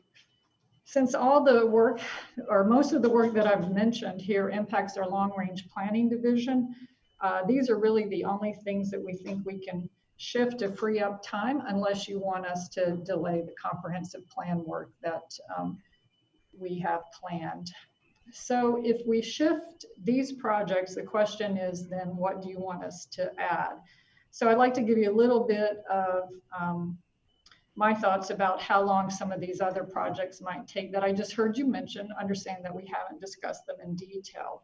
One of the projects I believe that was brought up was an amendment to the downtown plan to substantially increase development potential in the downtown. If that change is limited to the downtown core, it's still a pretty large undertaking and it would probably require about a year to complete and get it through the adoption process. The amendment would also likely generate some needed amendments to the downtown zoning district, but I think we could do those concurrently. So just for those of you who don't know a lot about the downtown plan, there is a public amenities incentive pool available to projects that want additional development potential. And while I understand that's not the same as having the entitlements as of right, it is available to projects in the interim. As part of the work of increasing development potential in the plan area, we'll probably also need to work with Ford Pinellas to determine if entitlements increasing beyond what we have in the current plan levels will impact our ability to retain the public amenities pool. As I noted in the agenda memo, until you discuss your concerns about the potential zoning district compatibility issues. It's not clear really what that work might lead to. It could be a zoning study, or it could be just specific code amendments, or it could be a combination of both. And because we only have 2 long-range land use planners, we really cannot do a comp plan update, a downtown plan amendment, and a zoning or code amendments, as well as process customer applications. There may be other projects that you're interested in that I don't really know about yet, but most special projects would likely have the same impact on the long-range division, unless they're, very limited in scope, and that you would be okay with us just trying to get to them when we had downtime within a project. So as you're sorting out your priorities, I think it's also important to put out 2 potential unknowns that could impact our work as well. And that is the potential approval for a new CRA for the North Greenwood and then neighborhood, and the outcome of the referendum for the landings. If a new CRA is established, it is likely that planning and development will be tasked with creating the redevelopment plan. And it really wouldn't be possible to absorb updating the comp plan, preparing a downtown plan amendment, and developing a CRA plan at the same time. If the landings referendum passes, staff will also be tasked with processing a major land use plan amendment and rezoning. And even though that's just one case, I think it's a pretty significant one and will be staff intensive. So hopefully that will help you understand maybe where we can create some time. And I will stop at this point and be happy to answer any questions and discuss with you what your priorities are. Okay, Vice Mayor. Okay, so it sounds like what I had brought up at the last meeting about adopting the county's new plan for the downtown would take up to a year to do. I think by the time we actually prepare the amendment, we have to do a fairly involved traffic analysis for the downtown core area. And Vice Mayor, I'm assuming that you are just talking about amendments to the downtown core, not the entire plan area. Because if it's more than the downtown core area, it might take a little bit longer, because I think the amount of work to justify the increase would be more involved. Well, I guess my concern is this: we've done an RFEI and we're going to go into an RFP at some point in the future for Imagine Clearwater. And I'm wondering why only 2 developers out of 50 responded, and it might be because they just don't. Maybe the density is not enough for them to make it a feasible project.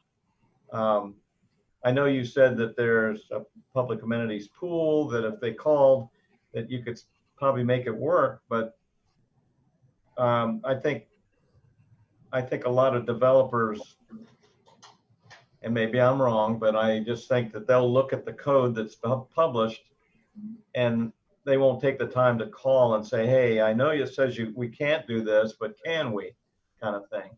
So I just see that as a possible, that might be one of the things that are keeping us from having more respondents on the RFP when it goes out. So to me, I saw this come through last year and I was excited about the counties, and I thought we'd be able to just adopt it and not have to go in a year. I mean, I guess I don't understand how that works in your department, but I'm not concerned necessarily with all of Clearwater on this, but I am concerned about Imagine Clearwater and the downtown, because I think that that'll help spur development there. Vice Mayor, I do think, we could certainly, if we delay a few things, we could work it in. Whether we could get it done quicker than a year and get it through the adoption process is another question, because this is an amendment to the downtown plan, which requires review by CDB, by City Council, by Ford Pinellas, and the Board of County Commissioners. So that really contributes to the length of time that it takes to get the project done. again, if we can limit it to the downtown core, if that's really where your concern is with allowable density, that's a much easier lift than looking at increasing density all across the entire downtown plan, because we have to do a pretty involved traffic analysis to support the increase in density. So that's one reason why I think the project might take a little bit longer than you anticipated. It's not like we can just go in and cross out, an FAR of 4 and put in a FAR of 8.0 and be done with it. I mean, if that was the case, then it would probably take us 7 months to do. So I'm saying a year just to give us plenty of time. If there's any way we could do it quicker, we would certainly do that. But one of the things that we never know is how much customer-driven work we have to process in, and those we can't say no to. So I want to build in a realistic expectation, and if we can deliver sooner, we will. But if not, I think a year is about what it would take. 9 months at the earliest. Well, it's nice to have this chart in front of me to see all that you're doing there, and I certainly don't want to put more on your shoulders than you can handle. And I have some other issues that we've talked about with the building department, being that I was so closely involved with that over the years being a contractor, and they seem those kind of I don't really see on here. I guess that might be those are more internal things that I think we could be working on. And I wanted to ask you about that. I don't have to do it at today's meeting, but maybe you and I could get a meeting and see where we are with that. Those things we discussed before. I know we had, before COVID, we were having meetings regularly, and now we haven't really had them. If I could address that, Vice Mayor, the business process study, I think, is the project, the main one, needed to get at some of the things that we have been talking about. This will be evaluation of our development review, permitting, and inspection processes. This will involve extensive engagement with our contractors and development community and residents to talk about and understand what they see as working with our processes and what's not, and then ultimately form the basis for recommendations to make changes to the code to improve our processes. As I said, we've issued, or the RFP is scheduled to be released to the newspaper on Wednesday. It's a significant work project. We're also asking them to give us recommendations on any reorganization and staffing levels as well. So I think you'll find it very comprehensive to get at some of those concerns that you had. Another project that we have is this one-stop guide to development review, which is to help people understand the zoning and development review process. We have actually been drafting that, but we put it out a little bit because we need some time to fully vet it and then get it in a format that will work on our website. We also have been working on a citizen's guide to the CDB, which will help our residents better participate in the quasi-judicial hearing process. We're also implementing a customer service email survey. You'll see that down there. And we're also developing some standardized reporting of our metrics that can be placed online so that people understand how busy we are and what we're doing. So I'm hoping that you'll see that these projects are in response to some of the things that we had talked about. Yes, and the applying online electronically that's been great. I think that was a big thing that we've been waiting for a long time. I'm glad that's moving forward. But going back to the adopting the county thing, that's probably something that council should talk about to see if that's something important enough to move forward with it or to delay it. I think that would require us having a little bit more of an agenda item where we're actually talking about the pros and cons and explaining what FARs are. And I mean, we've always had a performance-based code, which I want to keep in place. when Ms. Clayton says, you know, if we make the changes, does that eliminate some of the public amenities that we've always tried to attach to extra density and intensity? I don't want to lose that, because I think that's what makes a project a lot better and more appealing to the entire community. So I think I'd like to talk a little bit further. On the surface, when you brought it up, Vice Mayor, I'm in support because I think it gives us more leeway to work with somebody to come in as a developer, and that we can give them certain incentives. At the same time, I want to make sure the project is, you know, really at the highest possible standard, so that the quality of the things that we're adding to the community aren't undermined. So I think it's a bigger discussion than just what we have here. I know that I had brought up the fact that where two zonings collide, I think that's been an area that we've had problems. It's something I'd like to address at some point. In this agenda item, Ms. Clayton, it does say, you know, that after doing the project, that you may have a major rewrite or a new community development code. I hope we're not going to throw out the code altogether. It's been around now for over 20 years. I think it's been tweaked and improved upon. I'd be horrified if we started new, because inevitably there's things that would need to be changed, and also for people to learn a new code internally and externally, I think is really difficult. If I could respond, Mayor, I think my thought is that we could improve upon what we have based on the 20 years of experience that we have. We also have several new districts that are form-based, and they have their own challenges and we need to make some amendments to them.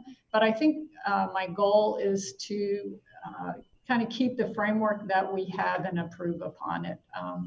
You know, there might be more things that we could do at a building permit level than we do now. We could probably make some of those things clearer to people. So I just see there's a lot of opportunities to make improvements. And of course, whatever kind of recommendations that come out of business process study that you are supportive of, we could implement with the code change.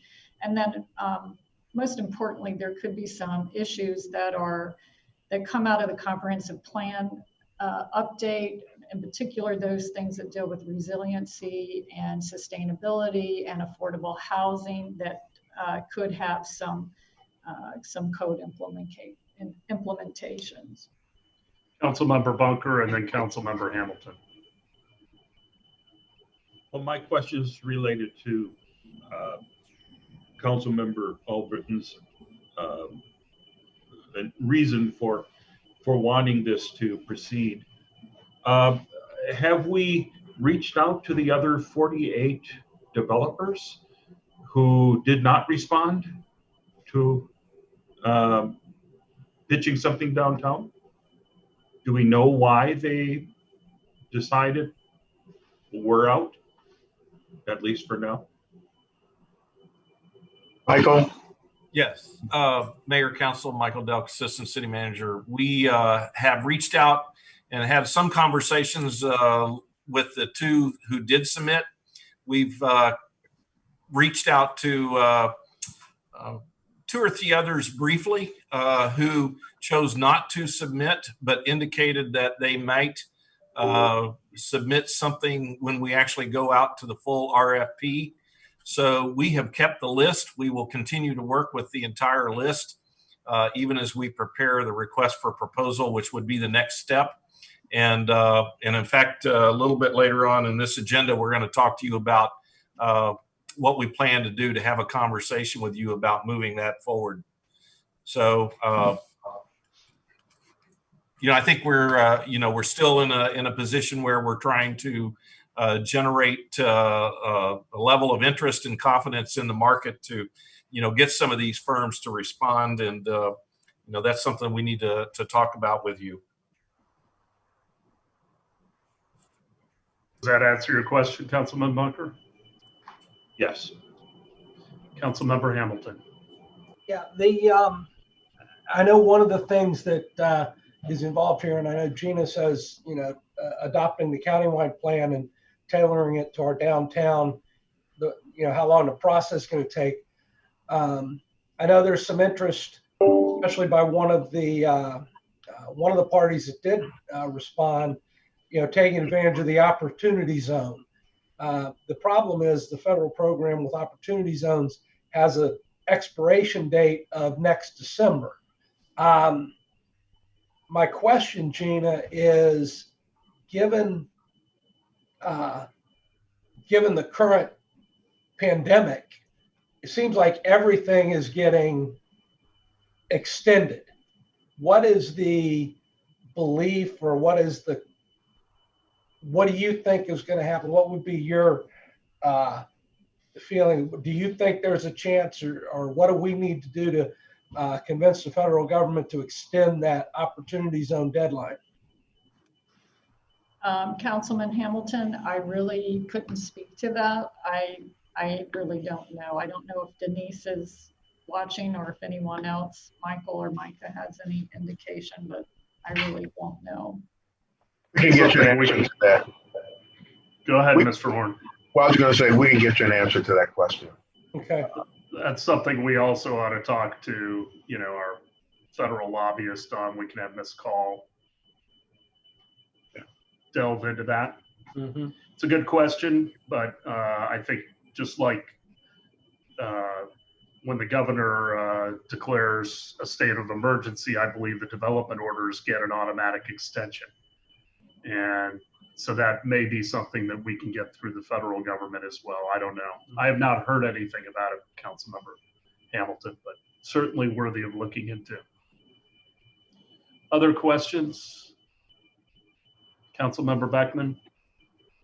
Hi, I just wanted to say to Ms. Clayton, I'm glad that you have the Citizens Guide to the CDB as, being early in the cycle here, that we're working on it now, as well as the standardized report of department metrics and making those public. I think that those things will, and the customer service email survey, I think those will go a long way to help communicate with residents, what parameters you're working under, and I share with the mayor the concern when different zoning districts abut each other and how that affects people who live right there on those lines. And I think if they have a citizen's guide that clearly explains what goes on, I think that'll help a lot. So thank you for putting that far left in 2020. I will say we're already, we've really done a lot of work on it. Legal was instrumental in it. And now we're really working with public communications to present it in a more consumable version, because it's pretty meaty, and then putting it in a version that can live online too. So.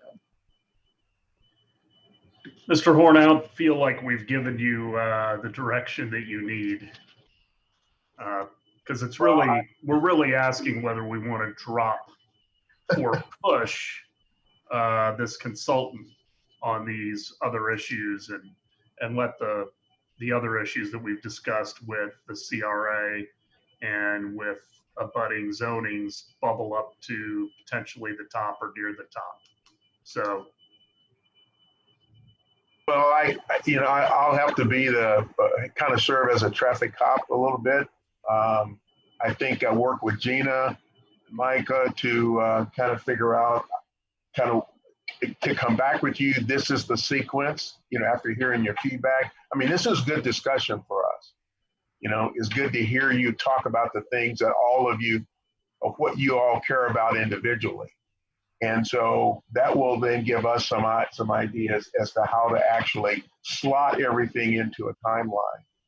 Now that we know what some of your concerns are. Mayor, it is difficult to ask you to give us a lot of specifics, but I think what I've heard, what Gina has heard, I think we can work with it. Now that you have a broader understanding, I happen to think that the work program graphic she showed was a very good depiction of the reality of what she's facing. Other departments can build something rather similarly to help us kind of keep priorities in check. But I think, as it turns out, planning and development right now, is something that's really close to all of your hearts because of the work that they're doing. We've got 5 of you that we're supporting, and we really do have a limitation on how many FTEs that we can employ to get all this work done. So we will work with what you said, and we'll come back to you for some refinements, Mayor, if we need it. That sounds good. I mean, I think, identified today is the fact that there are some deadlines. If in fact the federal government is not going to extend the opportunity zones, then, I do believe that looking at some of the incentives in the CRA and the increased opportunities is important just because of that deadline. I think we're eliminating some of the potential folks that would be interested if we don't take advantage of it. Some of the others, it depends where you live. If it's a neighborhood that has a development on its outskirts, then that's probably a pretty important priority for those neighborhoods. So I get that. That or we put more resources towards it, which is always the other, option. Right. Okay, anything more on 9.1? I think we need to take a quick 10-minute recess, and then we'll come back and finish off the rest of the agenda. We'll recess for 10. Thank you.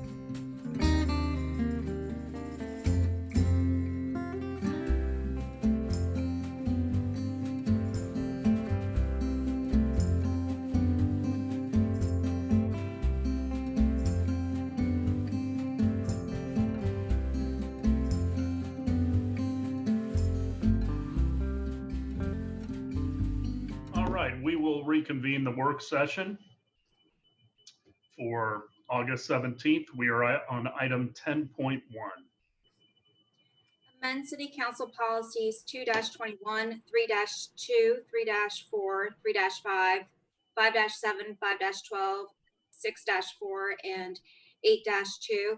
Council members, in your agenda packs, I did provide a clean copy of the council policies, and I'm going to go over some of the changes that staff is recommending. The special events fee policy, policy number 2-21, staff is recommending updating the language to reflect the current name and timeline. So it's now referred to as a Martin Luther King Jr. celebration, no longer parade. And council consideration will be by June instead of March. The second policy staff is recommending changes is for policy 3-2, citizen inquiries and responses. Staff is recommending adding language to create a process when a member of council is requested to support a grant application that the city may be considering. And this is to ensure that council does not draft a letter of support for a grant application that the city is going to be submitting an application. And so we're not competing against each other. Although it's not written, I'd like to know if council wishes to formalize the media request policy. Currently, the way that staff handles media requests, if the media requests a specific council member, we go to that individual council member. Otherwise, it would go by protocol, and that would be first the mayor, the vice mayor, and then by seniority. Does council wish to formalize this process in the policy or leave it as is? Questions, comments? I'm fine to formalize it. I don't know that it hasn't worked. The process isn't broken, but I can formalize the process for Thursday's meeting. I think it's a good idea to formalize it. Okay. Now another shaking heads, so go ahead. Okay, thank you. Another Vice item Mayor? that is not Hold on, Ms. Gall. Vice Mayor? Okay, so if we formalize it and somebody sends a letter specifically to me, do I not respond or let the mayor respond first, or is that different? This is strictly media wanting to interview you. So if they call Joelle, for instance, and they want to, they'll maybe on a specific matter, such as the moorings, for instance, they want to speak directly with you, then they would ask for you. If they don't request a specific council member, then Joelle would naturally go through the protocol of mayor, vice mayor, and then seniority. I see. Yeah, I'm fine with that. Now, the one item that is not formalized as an amendment is that that was discussed at the last council meeting, and that was meeting requests by citizens. Those citizens wishing to meet with each of the council members and staff providing background information to ensure everybody provides the same response or there aren't any promises being made. How do you wish me to formalize that process? I know council sort of started the discussion, but I'm not sure we came to an agreement in terms of how you wish to formalize it. Well, I don't know the best process to formalize it. When a citizen comes and wants to meet with all five of us, my only concern was just consistency. And the issue is we may have different points of view, but when it's normally a problem, which really goes back more to administrative and how something is resolved, I get concerned that we're going to give citizens or neighborhoods different feedback. And my biggest concern is giving them unrealistic expectations that can't actually be fulfilled at the end of the day. You know, and I think we've had a couple instances of that in the last couple months where we've all been, you know, approached, and then how do you get a consistent answer? And you jump on in here, Mr. Warren. Vice Mayor, go ahead. Okay. Go ahead, Vice Mayor. Okay. I don't think we can limit people talking to all of us, but I think what would be good for us to consider would be to, before we just answer, give an opinion. I mean, we should be saying, I'll look into this and, get back with you. Because, I mean, there's a lot of things to consider. Staff, city manager.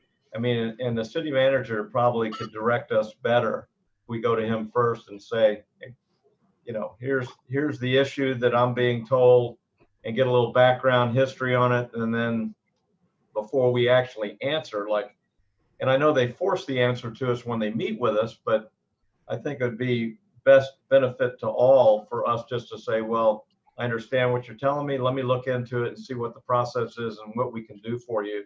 And then defer it to another time, giving us time to talk to the city manager and staff as to, maybe a little history of and insight into how that should be addressed. Well, I think just the mere fact that we're talking about this together improves the process, because maybe we'll all be on the same sheet of music, that we aren't promising anything, that we will go back.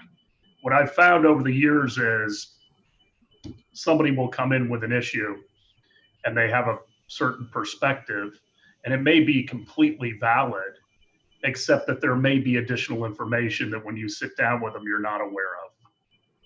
And until you get the rest of the story, it really is a little bit negligent in responding. Would you agree with that, Mr. Horn? A Paul Harveyism? Yes, Mayor, I think you're right on target, as well as the Vice Mayor. In the past, what Pam and I have always preferred is that if we know that all of you are being asked to weigh in on something or to respond, we prefer to give you the information before you do that. Now, I will say, if it's all of you, then we would kind of assume that by giving you all the information, we would also add that the mayor would probably respond on your behalf. But understanding the nature of our environment today, a lot of times people don't want to hear but from one particular person, and not necessarily, it may not necessarily be the mayor. It'd be, well, because I elected you, I want you to respond. Then I think it's important for us to make sure we give you the information in advance. Then you can, respond, and hopefully our answer is comprehensive enough that you will be able to advise the person that, there is a lot more to this. There's a lot more that has to go in, that has to be involved, and they're really asking for a corporate response, not necessarily an individual response that's binding on the city as a whole. So if you can give us some time to get you the other side of the story, and Mayor, as you indicated, then I think there will be a greater tendency for us to be more consistent in how we respond. Pam, you can weigh in on this if you want.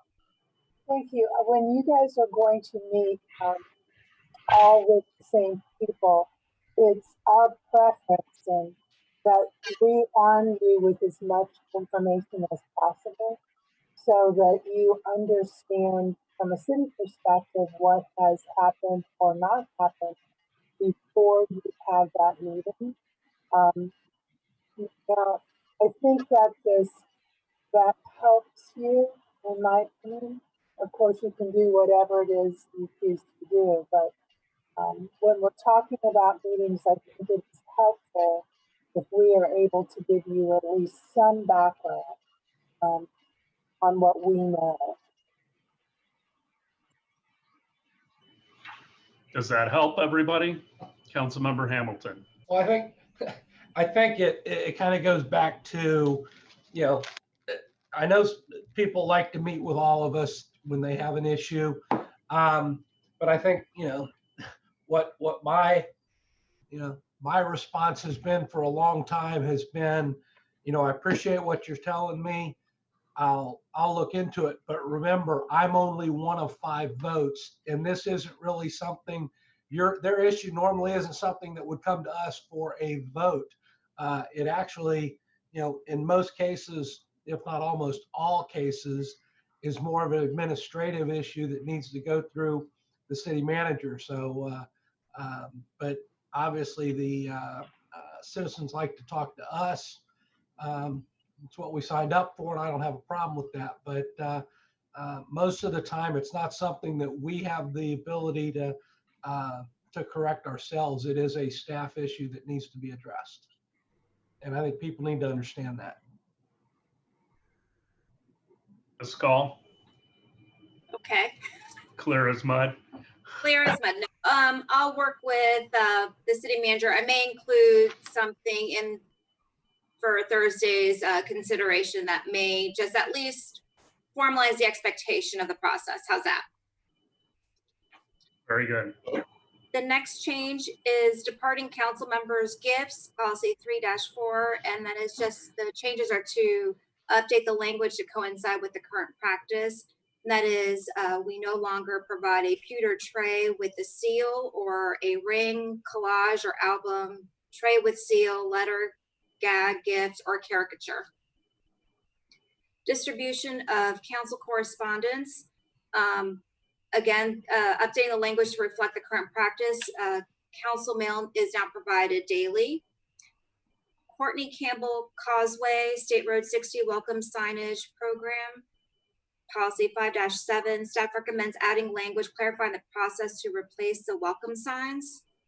And that is, if there is no other request for signage that has been submitted, the current sign will remain continuously for an unspecified time until another application is received. The special event street closure limitation 5-12. Staff recommends updating the language with the current practice, and that is the city events and the council approved events are exempt from the policy.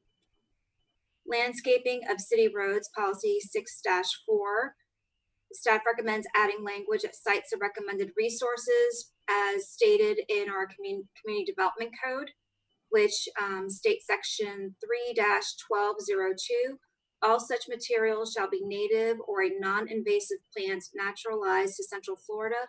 Plants recommended in the Guide of Southeast Florida Water Management District, Florida Native Plant Society, floridayards.org, University of Florida, or other entity as approved by the Community Development Coordinator. The Brick Streets policy, that's 6-2. Staff is not recommending any changes. They're just formatting issues that are found in the document, and that's just to keep certain sections together. Amplification of sound in city venues, policy 8-2. And staff is recommending deleting paren 3, and that's just due to technology changes. Staff felt that they did not want to be restricted to what the technology that is stated in the policy, as those methods change frequently. And those are all the changes that I have. Are there any questions? Any questions for Ms. Call? Councilmember Bunker. Just one on 5-12 about the street closures. So if there was an organization that was, say, a mother church, and they had separate nonprofits set up for the eradication of psychiatry or drug rehab, would this be limited to the mother church, or can each of these separate little entities demand separate street closures and get 2 of each? I believe it would really be dependent based on the policy. It's based on the organization. So if they're applying under a parent organization and they are a nonprofit, then it would fall under that, and they would only be limited to 2 per year. Unless each entity is a different entity, then that would be something that staff would have to, I don't know if that's part of the review process, and I'll have to get back to you. Okay. Yeah, let's get some clarification on that. I know where you headed with that, so we'll get back to you. All right, thank you. Other questions for Ms. Call? Rosemarie, I do have a question on the Courtney Campbell Causeway. Not necessarily the welcome signage, but when we have had like a high school team win, for instance, a national championship, are we still doing signs out on Courtney Campbell that recognize that fact? I do not think so, but I'll confirm. Well, we do now have some city property that we can put signage on, and we can do it based on our own prerogatives. If you recall, Mayor, you may not recall this, but there was a time when the only option we had was on FPOT property, and we had to follow their guidelines. And then once we acquired some property, that gave us a lot more flexibility. Where the Clearwater Bombers sign is, that's the one that's most relative to this property. I mean, this policy. FDOT gave us a 2-year time limit. However, we were in a position to remove it if we had some other sign that we could put there, but it could kind of be there indefinitely unless something else comes up. Yeah, I wouldn't even support 2 years, but say Clearwater High won the national or the state football championship or basketball championship, like back in 1983, I believe. Could we put up a sign for a year if we wanted to? They would only be state champions for a year. But do we still do that? We would have to get, Pam would have to look at it, planning would have to look at it just to make sure that we're not creating a conflict with our code. But okay. And we'll get back to you on that. I mean, that's a good question. Any other questions or comments? So do you have the direction you need, Ms. Call? Yes, thank you. Okay.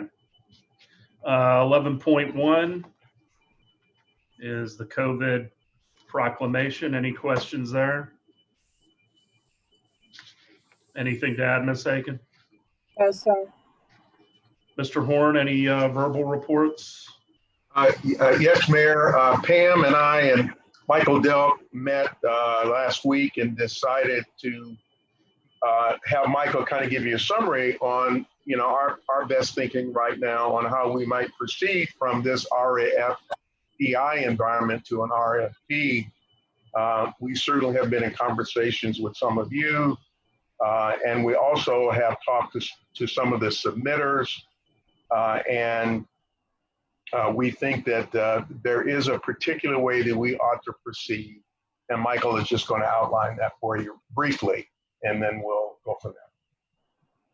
Yes, thank you, Bill. Mayor, Council, I think as you all know, and we chatted briefly last week, I was preparing an agenda for you all for the next meeting would have been the work session on August 31st, and to discuss primarily the request for expressions of interest.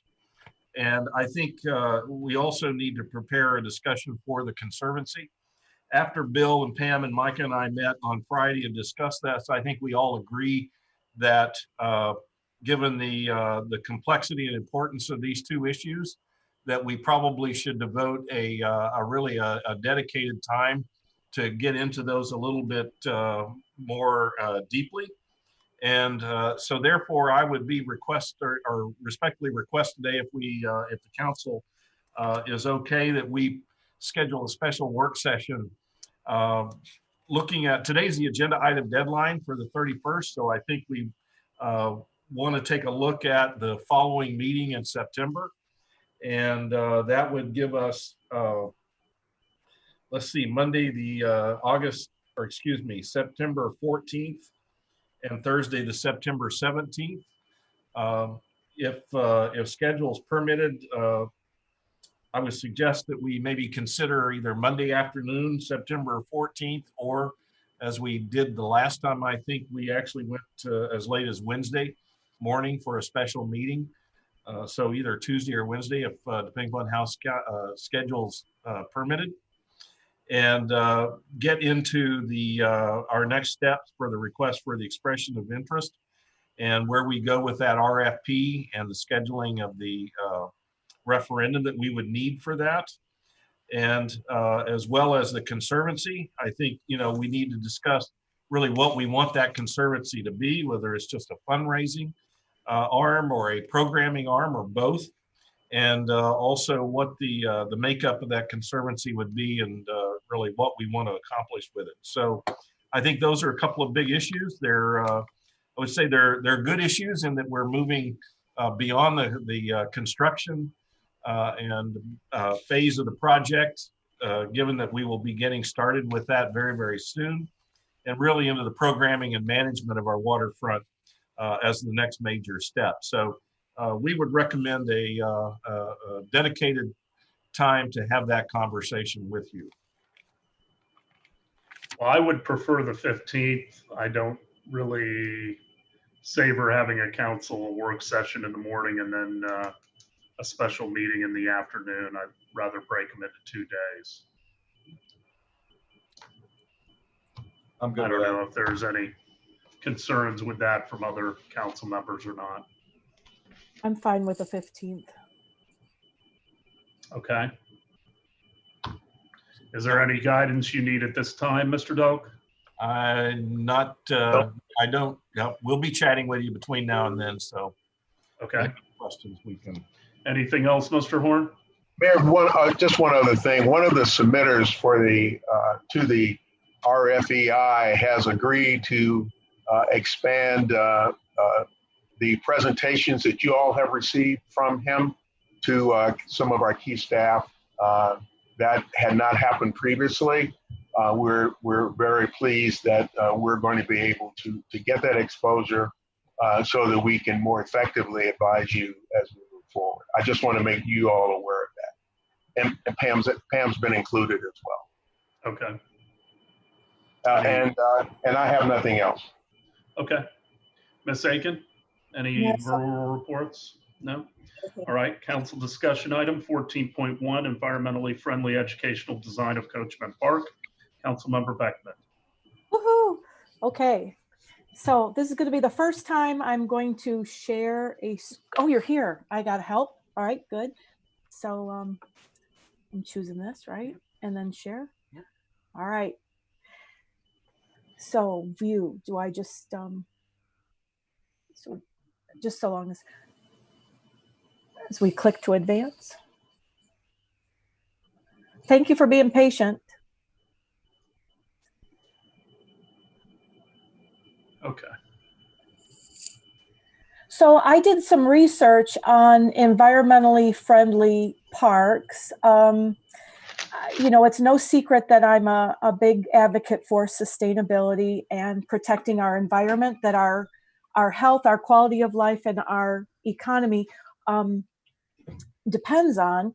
And in speaking with Michael Delk, okay, great, thanks. In speaking with Mr. Delk last week, he said, you know, if we want to have some sustainability features and designs built into that park, it's better to discuss and give staff direction sooner rather than later. And so that's what I've put together some different things that I've asked people from the Sierra Club for input, Audubon Society, Ocean Allies, just for different ideas. And then just went online and found some things. So first and foremost, I would advocate that our park, the park section of Coachman Park and Imagine Clearwater, we have that showcase amphitheater that's fantastic, that I'm on board with. It's going to be great.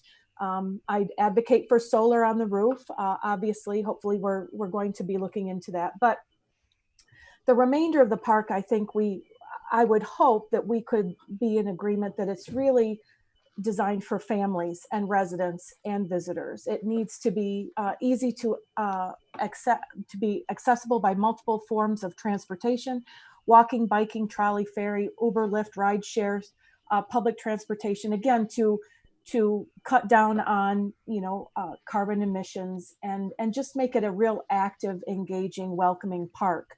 This is a photo of a park up in Kenosha, Wisconsin, which Councilmember Bunker and I would be familiar with up there. I used to live in Northern Illinois, made from reclaimed or a lot of recycled material. And this was built with a lot of community volunteer hours. I don't know if we could do anything like that with our structures. I worry about liability, but boy, is it a good thing for community buy-in and engagement and sense of ownership. If we could do something like that, that'd be great. I think it should be, again, family focused and then not fighting Mother Nature. And so this goes with some xeriscaping that comes later, but just a lot of action and activity. Educational features of splash pads. This is a little, you know, I like these photos because it showed a lot of diversity of uses, but as Sheridan, our sustainability coordinator, put in kind of her wish list, in that the splash pad could be teaching. You could have all sorts of features that would teach about the plants and animals that are in our environment here, right by the water. Bike rentals could be great. You know, we could have docking stations for bike rentals that people could come and park at Coachman Park or in a parking facility downtown, and then take that bike over to the beach. I would, you know, another feature is recycling centers that are as inclusive as possible, with, you know, paper, plastic, aluminum. At some point you could even have, you know, a compostable one, but anyway. This is a cool picture of a solar water fountain, solar powered drinking fountain. Again, all of these, you know, this is like a wish list. It's things that we could look at and modify, but I just wanted you to get a view of what's out there, what other municipalities are doing, just to be sustainable, and to send that message that we care about the environment. This is a cool thing. I don't know if you've ever seen the solar powered charging station, and, you know, people can just plug in and charge their devices. You can see the solar panels on the back of this big daisy. This is a real cool invention. This is a solar power or solar flower charging station, and this guy rotates with tracks the sun, which is pretty cool. Again, very forward thinking, and live plant sculptures can fit into a sustainable message. These are really neat. These are sculptures that are made from ocean trash. And again, I know we've had multiple discussions, especially with the Environmental Advisory Board, about litter and trash throughout the city, but particularly on the beach. We have a number of beach cleanups. But if we could do, you know, something like this, that again would communicate the message of, look what goes into our water, we need to be picking up things. Here's another example. And this would be cool if we, you know, again, it's just things to think about. If we could have a sculpture like this in our library as we're redesigning that first floor, that could tie in with sustainability and being good environmental stewards there in the park, I think there's a real opportunity there. This is something that, you know, you could see hanging from the top of the library. Again, a way to tie things together. Encouraging drinking water without plastic is another easy, low-cost feature, to have these water filling stations. And then, you know, this is super cool. I don't know much about it, but wow. This is solar-powered bike walking path that's in Poland. And so they must paint it with something that's some kind of reflective solar thing, but that looks really, really neat. This is a solar-powered interactive light installation in Croatia. It looks huge. It's by the water. You can see it in the daylight or kind of at dusk here. But you could do it, you know, on a smaller scale. We could start small, but again, just things to think about, to have a showcase park that I know, you know, Mr. Delk was talking about originally, that this would be a destination park. But I think this is a way to make it a destination park that's really unique for the whole state of Florida. And people could be like, let's go to Clearwater. It's got that environmental park. We can learn so much from it. You know, here's a solar powered light tree, solar powered splash pads, are other, all sorts of options. Look how cool this looks at night when you have these solar panels that are down next to those light features.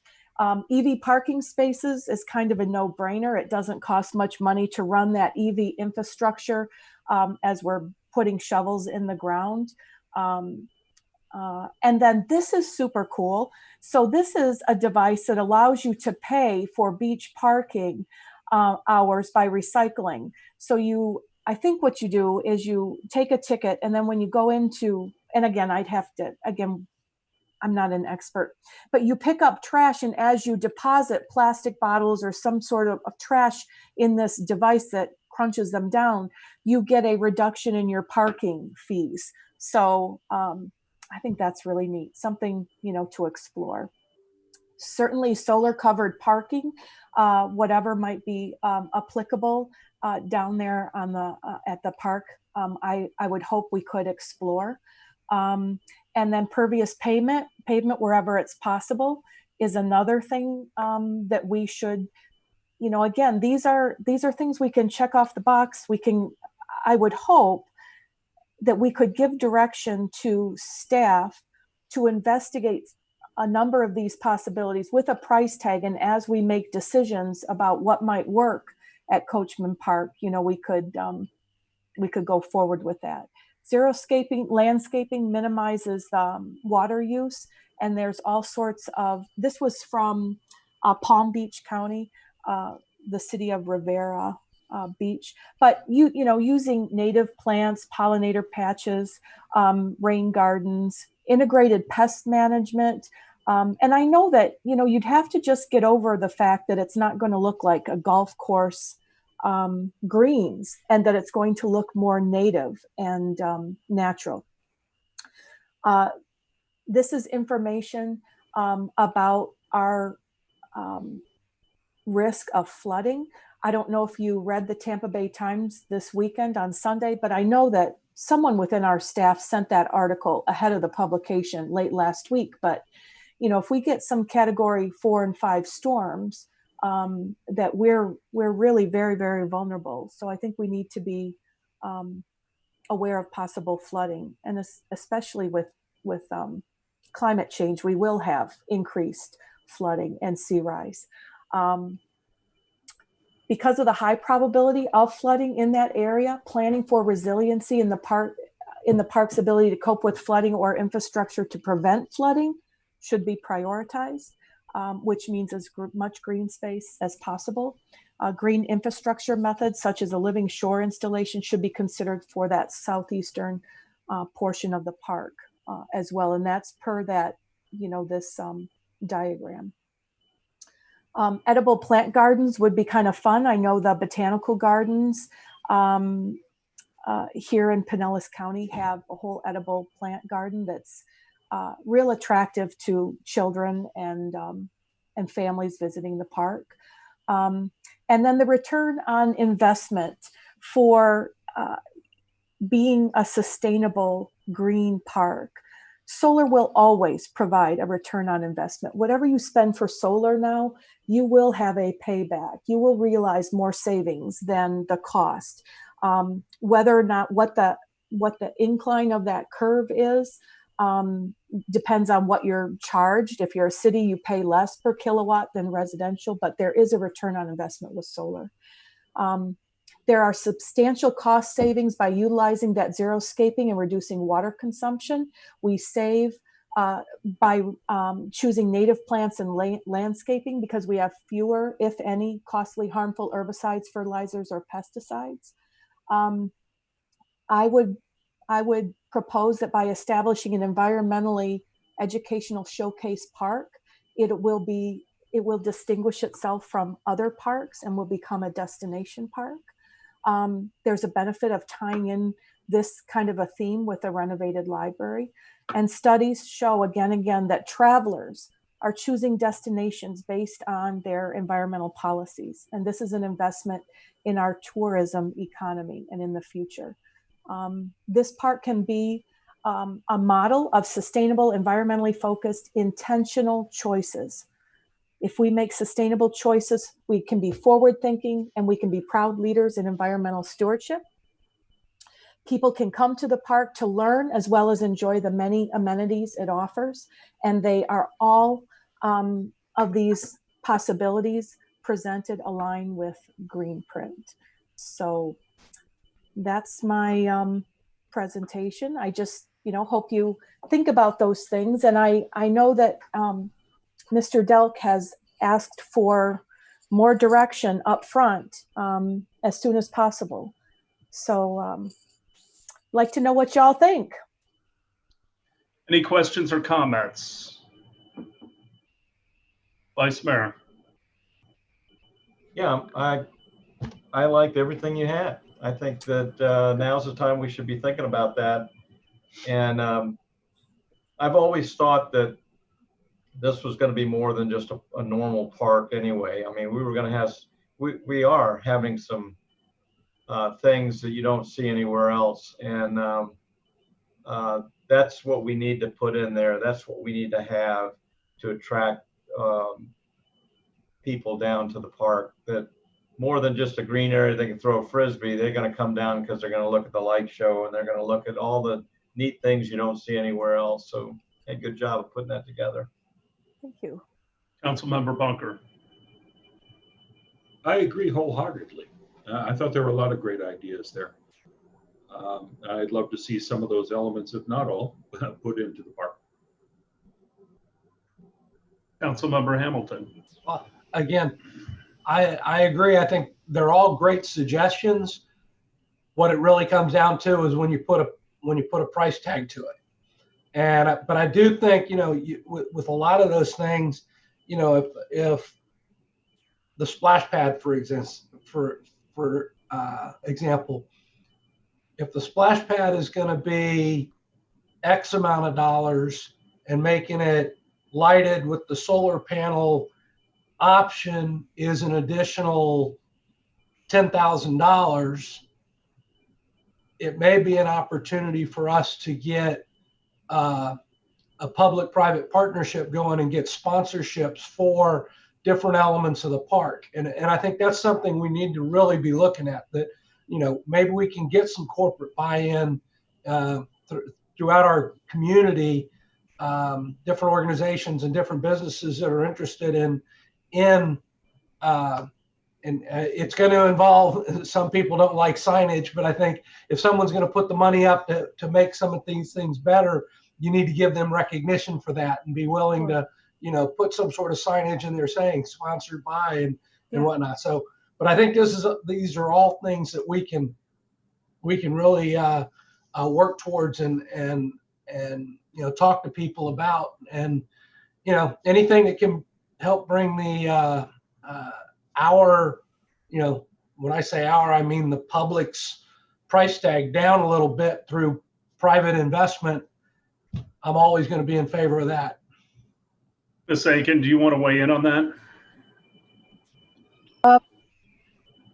As you all were speaking, I was just having some thoughts about that, and it seems to me that part of what that sort of calls up is the conservancy issue. You broke up there. Oh, I'm sorry. Seeking sponsorship, etc., may be an issue for your conservancy when you decide what that conservancy does. So that was my thought as you were talking about it, is more implementation.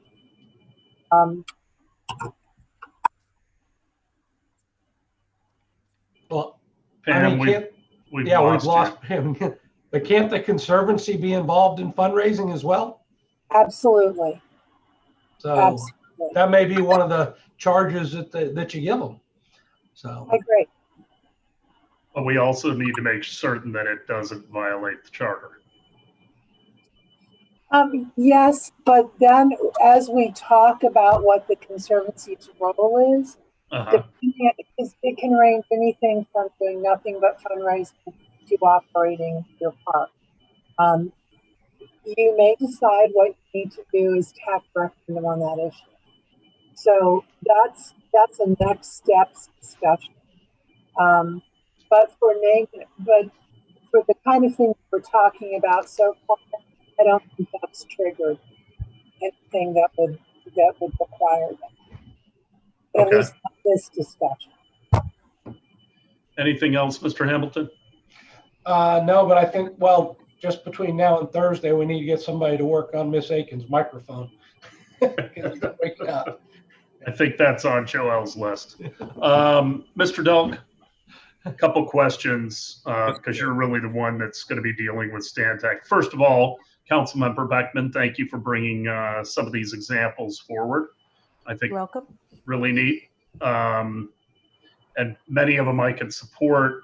Does Stantec have experience in this arena? Is that something that you have talked about through this process, Mr. Dunk? Yes, Mayor. I think they bring a pretty broad range of experience to the table. So I'm sure that any direction we give them with regard to these or other types of items in the park, they're more than capable of accommodating. I think it comes down to, what we're, there usually is going to be an upfront cost. You may get a return on the investment over time. I mean, I know that we have a limitless playground out at the Long Center. That type of component I think is important. The materials that are used certainly can go towards the kind of environmental question. But I just would want to know what the additional upfront cost can be, and then the maintenance, because maintenance is always something that will get you on the back end. Literally and figuratively. And then the other question I had, have we talked at all about doing a partnership with the Pinellas Botanical Gardens? No, we have not. Because this seems like a very good opportunity to partner. And I know a bunch of the board members over there, but it just might be an opportunity. They certainly are familiar with all the indigenous plants and everything else. I think it would give them a good showcase, because sadly a lot of people don't even know the botanical gardens exist down off of Walsingham. But did you have something to add, Councilmember Beckman? I was just going to say, did you mean partnering with them for their expertise, because they're going to be focused on that children's garden that they're working to build out there? So just for their expertise, right? Expertise, but they may want more exposure as well. Okay. This could be an opportunity to give them exposure down at Coachman Park that may drive some tourists down to the botanical gardens, when they're visiting here. So I think there are some synergies there that we might be able to take advantage of. We haven't thought about it. Yeah. I guess what I would ask you, Michael, and Mr. Horn, sounds like there's some support for this, but how do you want to incorporate it into planning? Well, I think, from my perspective, I've gotten some direction from you. What I would do is I would probably try to obtain the PowerPoint that Councilman Beckman has used here, assemble some of the comments that you all have made. I would get this to our folks in engineering who are managing the construction side of this project. And we would ask that, we kind of formally request that the Stantec designers look at where they can incorporate some of these items into the park project final design. What I would suggest is that we take a look at some of these in the same light that we're looking at some of the other improvements in the park, and that is that we be prepared to give them to you as sort of a menu. We are trying to design the park and value engineer it to a point where we're comfortable from the financial standpoint. And so we may have a long list of things that, depending upon your comfort level financially, with the resources that we're bringing to the park, you can add a lot of things back in. So I think what I would do is have our consultants look at some of these things, and where we can readily incorporate them, we can do that and cost them out. If, for example, let's give you the water, the splash pad area. If we can upgrade the splash pad area, certainly it doesn't mean that we're one and done with the park. Over the next year or two, if we set up a conservancy, we could always have someone sponsor that component of the park, maybe put their name on it for some acknowledgement, and contribute some funds either toward that as an infrastructure or maintenance. So I think we've got options going forward, but what I don't want to do is to approach the consultant with some specific direction that the five of you have not given us a green light to pursue. Mayor, I support Michael's approach to this. I also would ask that you along with the council, kind of manage, how involved you get with this particular activity, and if there's a particular way that you want to influence this work, let me know. But I think because of the excitement associated with it, it could easily end up with a lot of competing interests and ideas. And I think that we really need to be able to arrive at a framework that everybody supports and that we can get it done. Well, I understand that. I think at some point also where, you get to the point where the park will be finalized.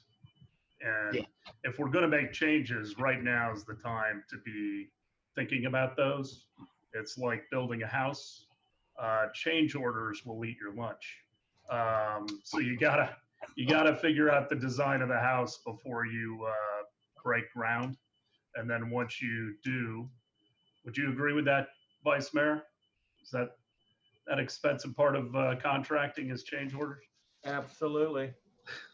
So opportunity to talk about this stuff, which Michael had a lot of ideas that he presented to us before. So I think instead of getting into the minutia of designing playground equipment, we can just give what Councilman Beckman's ideas are to Stantec and then have them tell us, because they've got probably more experience in designing all this stuff than all of us. So, right.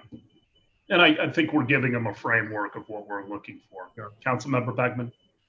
Can I just confirm with Mr. Delk that we are going to pursue information about solar on the amphitheater roof?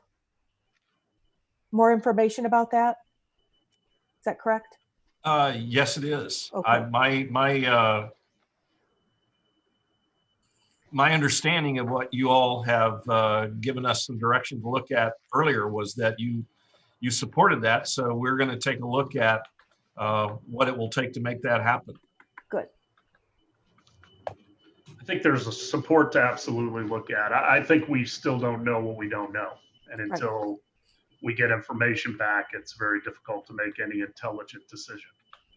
So any other comments or questions on this particular item? Thank you all for listening and viewing it. I appreciate that. Certainly. Are there any other items that any council member would like to add to a future agenda? Councilmember Beckman. I do. I had just a couple things for Thursday's meeting. A number of residents have asked questions about the $30 million bond and public comment.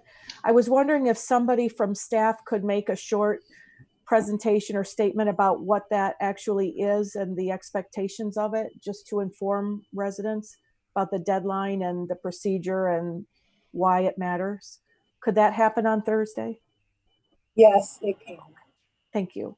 And then I think I was hoping at a future work session meeting, we might be able to discuss the process and procedure for soliciting and choosing candidates for our advisory boards. At some point, I think it'd be nice to have candidates come and make a statement before us, 2 or 3 minutes about why they want to be on the board or what they hope to do on the board, or, so I'd like us to think about that. And then also I had brought up before, and I don't know, where it's going, but to be able to budget like 15 or 20 minutes in a work session meeting to talk about our philosophical approaches to different major issues that come up before us, like, how do we deal with civic engagement or budgeting and strategizing with our, the strategic plan or the comprehensive plan or green print, or all those things I think are important to get to know how we each approach those kinds of tasks and decisions. It's just, a getting to know you kind of thing. Okay. have to figure out a format for that. I don't think 20 minutes is going to cut it either. Yeah, I know.